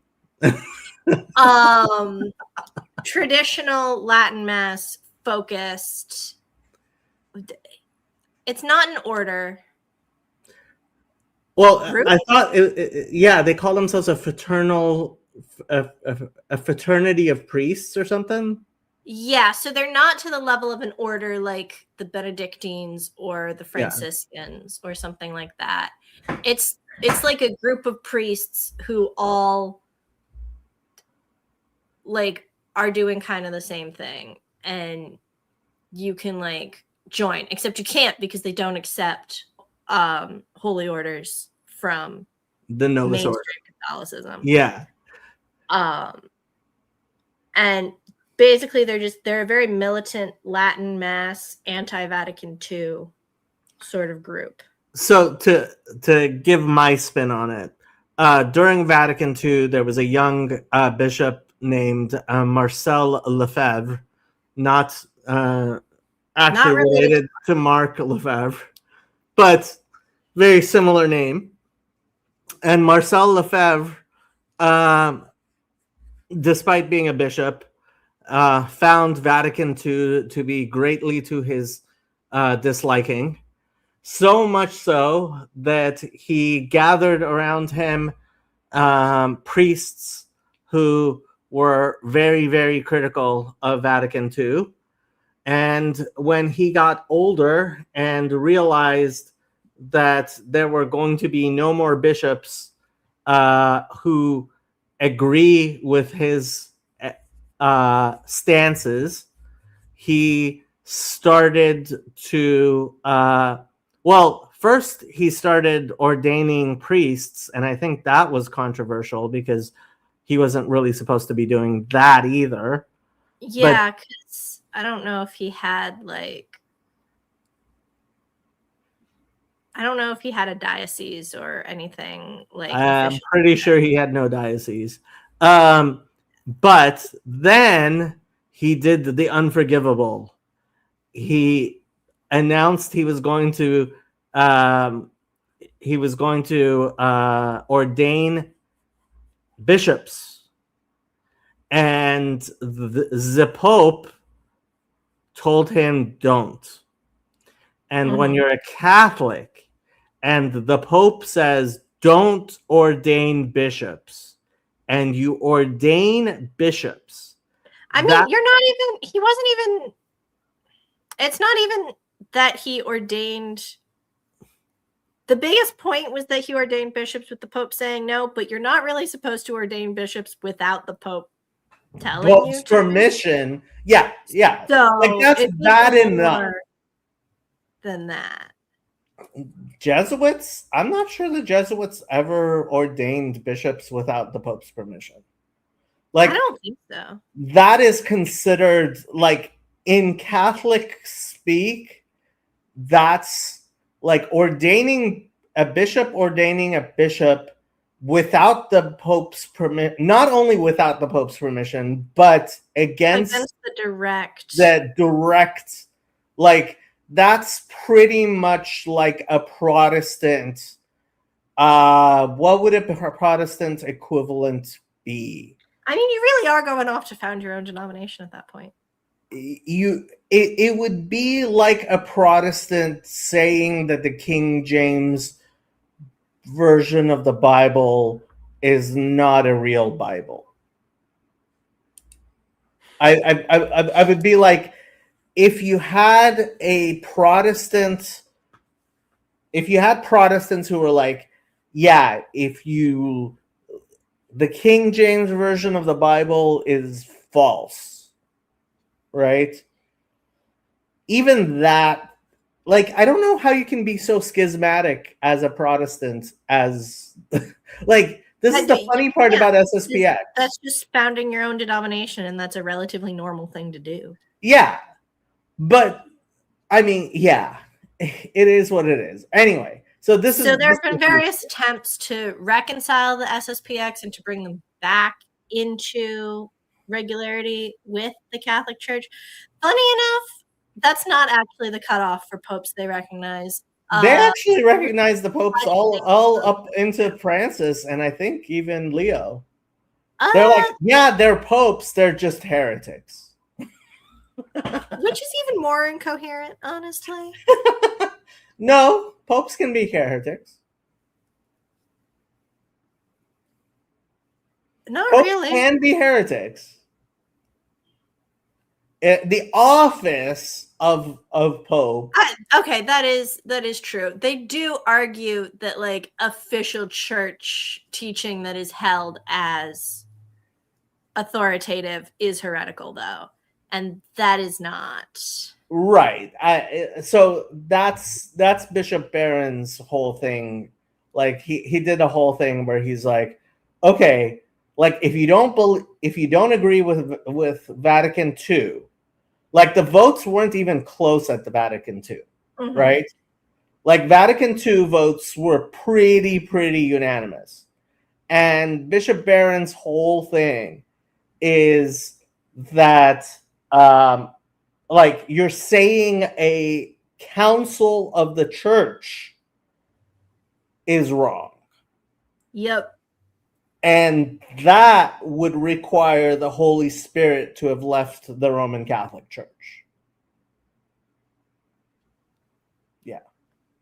Yeah, it's pretty messy, and various popes since then have tried to bring them back into regularity, which is part of why people are very hesitant to just declare them schismatic, because the hope is that eventually they'll stop being schismatic and we can, not lose a whole bunch of souls because of their own rebellion.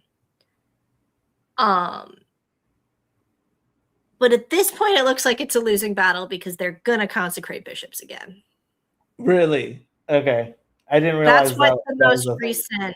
That's what's been going on lately. Is they put out an announcement that's like, we're gonna consecrate bishops again, and the Pope invited them for some sort of conversation about Vatican II and its legitimacy and things like that.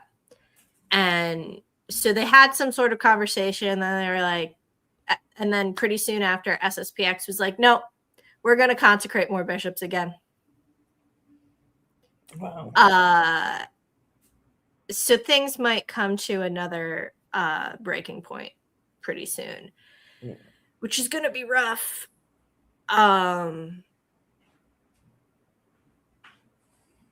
But also a lot of, especially when it's more, they're basically becoming Protestants. They or are Eastern Orthodox, if you want to be a little bit generous to them. I have been calling them schismatics for a good 20 years now. So, but also they tend to pick up a lot of the cultural, at least in America, they pick up a lot of the cultural traits of like fundamentalist Protestantism, I feel like. So, but they're mostly in France. They are, but there's a pretty big American contingent. Yeah. Especially like St. Mary's, Kansas is the most famous one, and it's just straight up an SSPX town. There are normal Catholics, and apparently they're treated like second-class citizens. Like, they're not allowed to hold office in town. Well, I mean, Novus Ordo Catholics don't even have valid sacraments. According to them, yes. Yes. Yeah, so like the really hardcore SSPX people believe that the new order of the Mass isn't an actual Mass. It's not so priests that are ordained under the new types of Mass ordaining Masses aren't actually being ordained as priests, so they don't believe that they're actual priests, which is hilarious to believe that the vast majority of bishops in the Catholic Church and cardinals.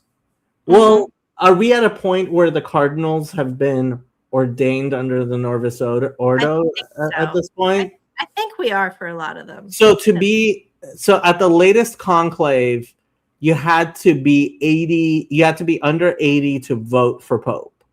Right. So that means that the earliest you could have possibly been ordained would be 1965. Like you couldn't possibly have been ordained early. younger than 20. No, I don't think you could. Yeah, like there nobody gets ordained, certainly not as bishop under. Oh yeah, no, all their episcopal consecrations would have been under the Novus Ordo. Yeah. Sure. Yeah, so like none of the people who voted for the current pope under this, which I don't think is official SSPX doctrine, I would be like, if you believe Novus Ordo ordinations aren't consecrations are real consecrations, you basically believe that even Leo, I mean, was Leo even ordained under the old? Probably not, because he's pretty young. He is, but he was ordained at the Vatican. And I think the Vatican was still using like high church stuff back. I don't know. This is deeper than let's ask Brock. Gone by then. Grok. Yeah, I can't decide.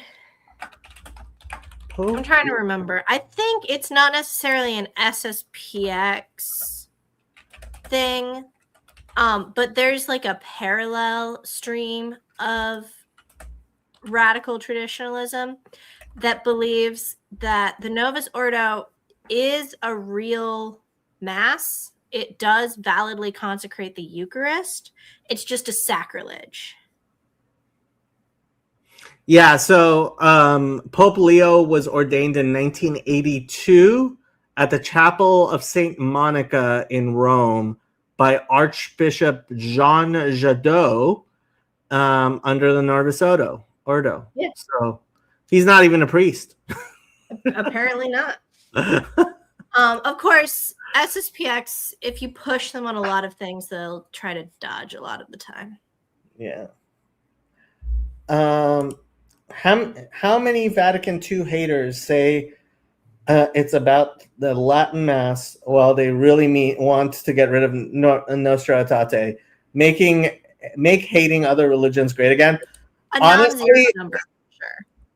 Honestly, I have to say I used to believe it was 100%, and Father Eric convinced me that it's actually a minority.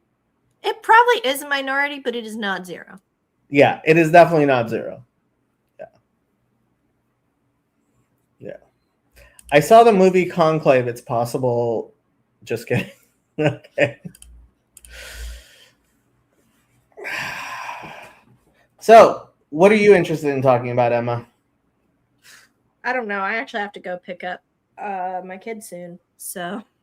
Oh, your kid is being babysat? He is, so that I could get some work done, and then I got enough work done, so I decided to jump on here. Oh, so free time for mommy. Yep. Let me guess. I do a trade. He's with the grandparents? No, he's with a friend of ours from church. We trade off. She's still working as a nurse, so I watch her baby for a few hours on days when she works, which is only like 2 days a week. And then on days when she's not working, she watches CJ sometimes. That sounds like having a community at your church where people cooperate and like healthy community. That's amazing. It's pretty great. It's worked out really well for us. I am very grateful because it makes it a lot easier to try to get some schoolwork done without just squeezing it into like nap times and evenings, especially as he's getting older and needs a little bit more watching to keep him from dumping the cat's water bowl all over the floor for the, third time today. Which is his current favorite activity. Hold on. You don't have the same problem I do. No matter how high I put things, I have had to find a place to feed Shadow where Lucky can't get to her food. Oh,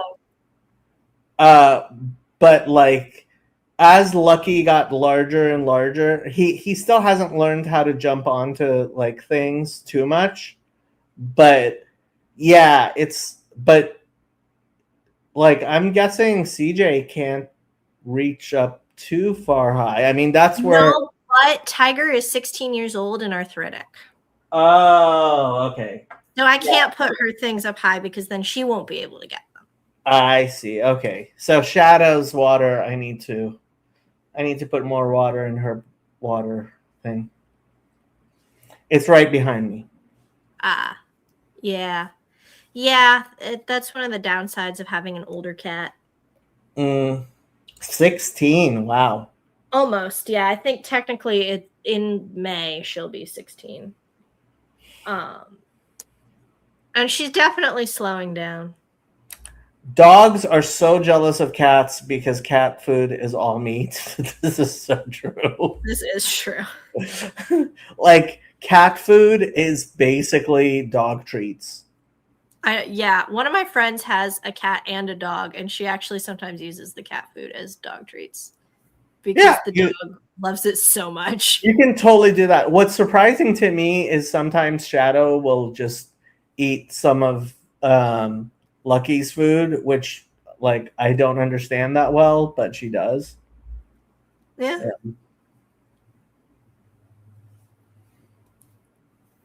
Shadow's like 3 years old now. Oh wow, yeah. It's been a while. Time flies when you're having fun. Yeah. I graduate in May. Congratulations. Why, thank you. That's great.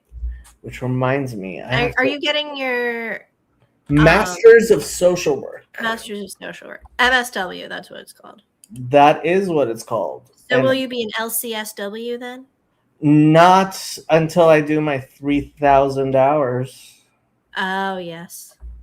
Colin is also working on those. On his 3,000 hours. Yeah. Well, yeah, so he's an LPCC. He's an LP. Yeah, in Illinois, it's an LPC and then an LCPC. Okay. Yeah, so here in California, we have AMFTs, ACSWs, and APCCs, and that's you just got your degree and you're working on your hours. And then we have LMFTs, LCSWs, and LPCCs, and that means you did your 3,000 hours. But you can operate independently. MFTs get to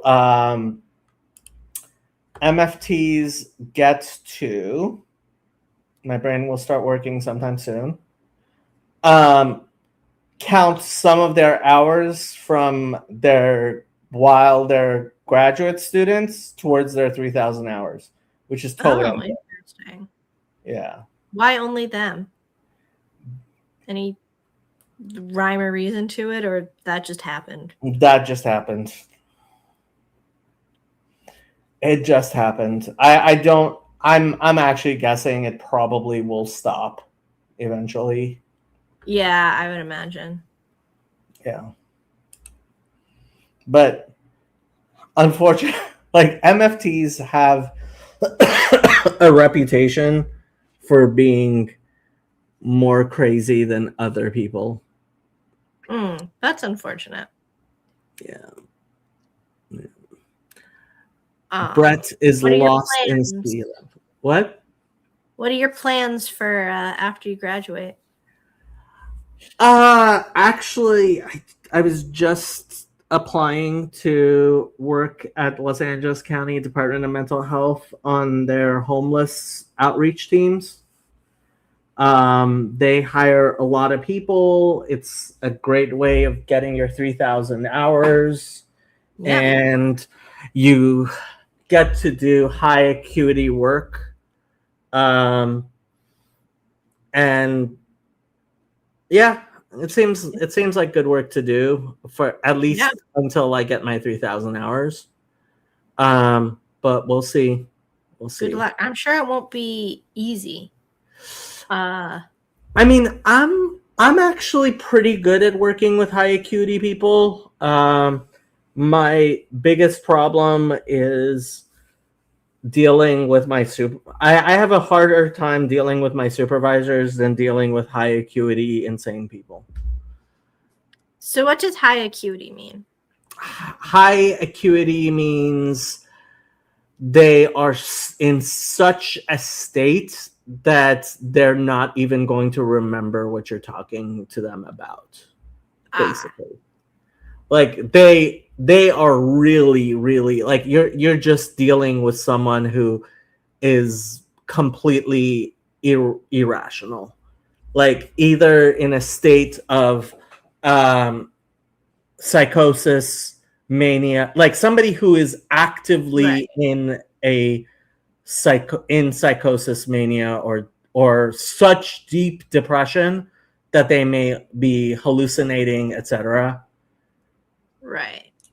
Yeah, so that's what we mean by high acuity. Low acuity is like, I mean, anybody you could actually carry a conversation with, we would call low acuity.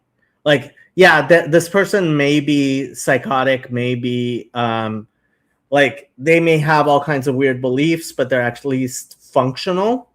Right. High, like where I'm working right now is in a lockdown unit, and it's for the highest acuity people. And frankly, the homeless outreach teams that I would be working with, it's basically trying, like, in non-emergency situations, you're reaching out to people who obviously have some sort of mental illness, and the question becomes, are they high enough acuity that you need to, like, institutionalize them? Right. Yeah. Well, yeah, good luck. And good luck finishing your degree. Why, thank you. Yeah, I'm basically at a point where it's impossible even for me to sabotage it, and that's pretty you know, nice. That's a interesting place to be at, because I'm pretty good at sabotaging graduate degrees. I've done it multiple times. Well, maybe this one will stick. Yeah, we can hope. That would be good. That would be good. How's Fountain of Comfort going? We have like $8,000. Oh wow! Which we have, like, $8,000 is enough to do something with, but the question becomes, like, what are right now, like, so it was enough money that I opened up an interest-bearing account as opposed to letting it just sit there. I have spoken to Alex. Alex is an interesting person. Yeah. I mean, the question becomes what? We were considering a sort of app that could be used by people who are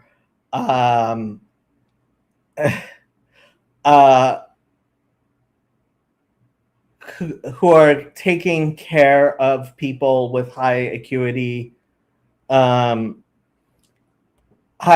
mental illness, to like take, you know, a phone or a tablet or something and turn it into something that could be safely used by them. Yeah. That would be interesting. Yeah, I mean, and apparently it wouldn't cost a huge amount, and if people are interested in it, it would be good. Yeah, that could be good. Yeah. I mean, the only question is how many people would actually be interested. What is the object on the ground in Yoav's background? It looks like a champagne bottle. It is not a champagne bottle.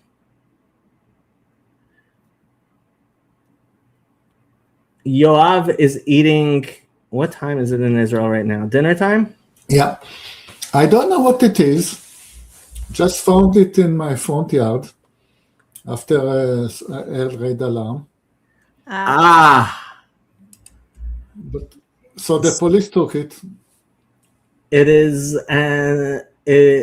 then my guess is it is evidence of a war crime. I really don't know.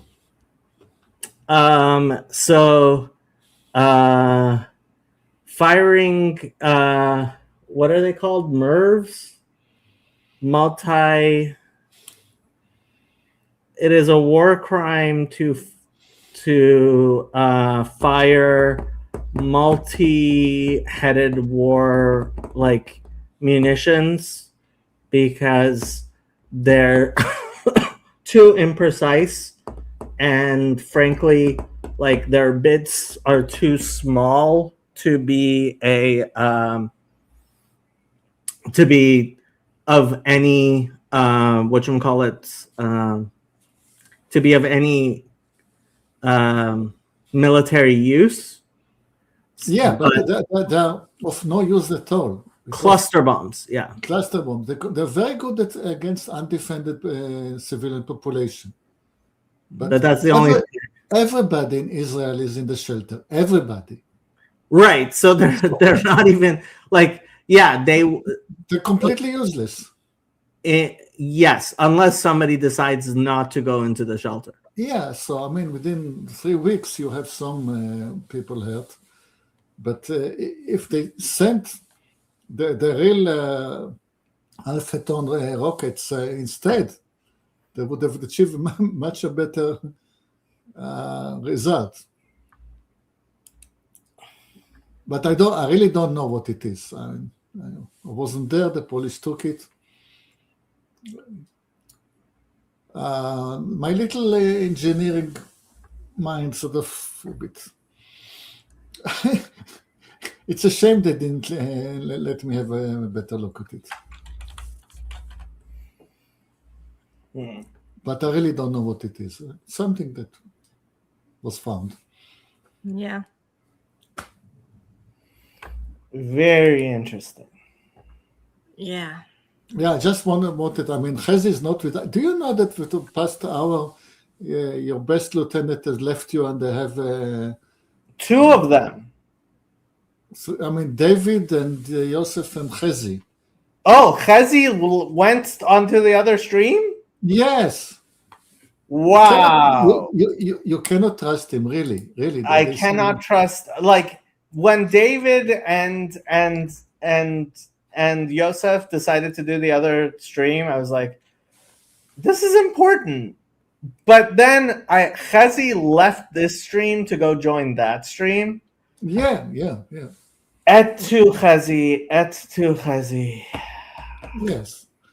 And I just put it on because I wanted to show Chezi that he's not the only one that is under attack. To be. But there was nobody to boast to, so I'll have to just remove it. I see. What a pity. You know what?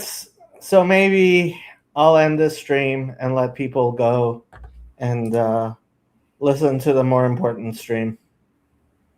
Yeah. It was good to see. Glad I could jump in for a little bit.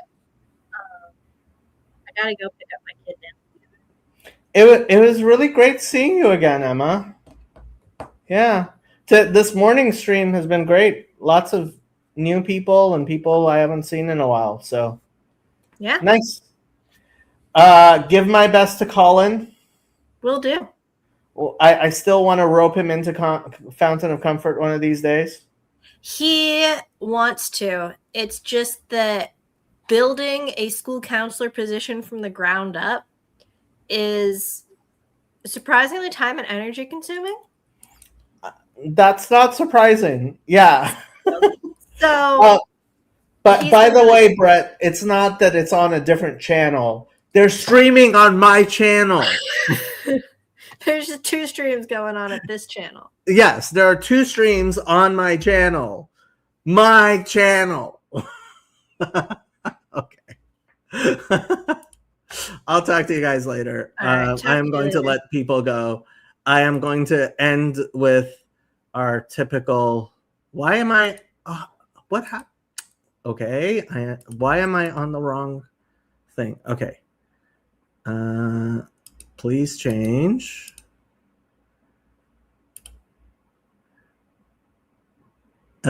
Be blessed, my dear sir. Be blessed. Why? What is going on here?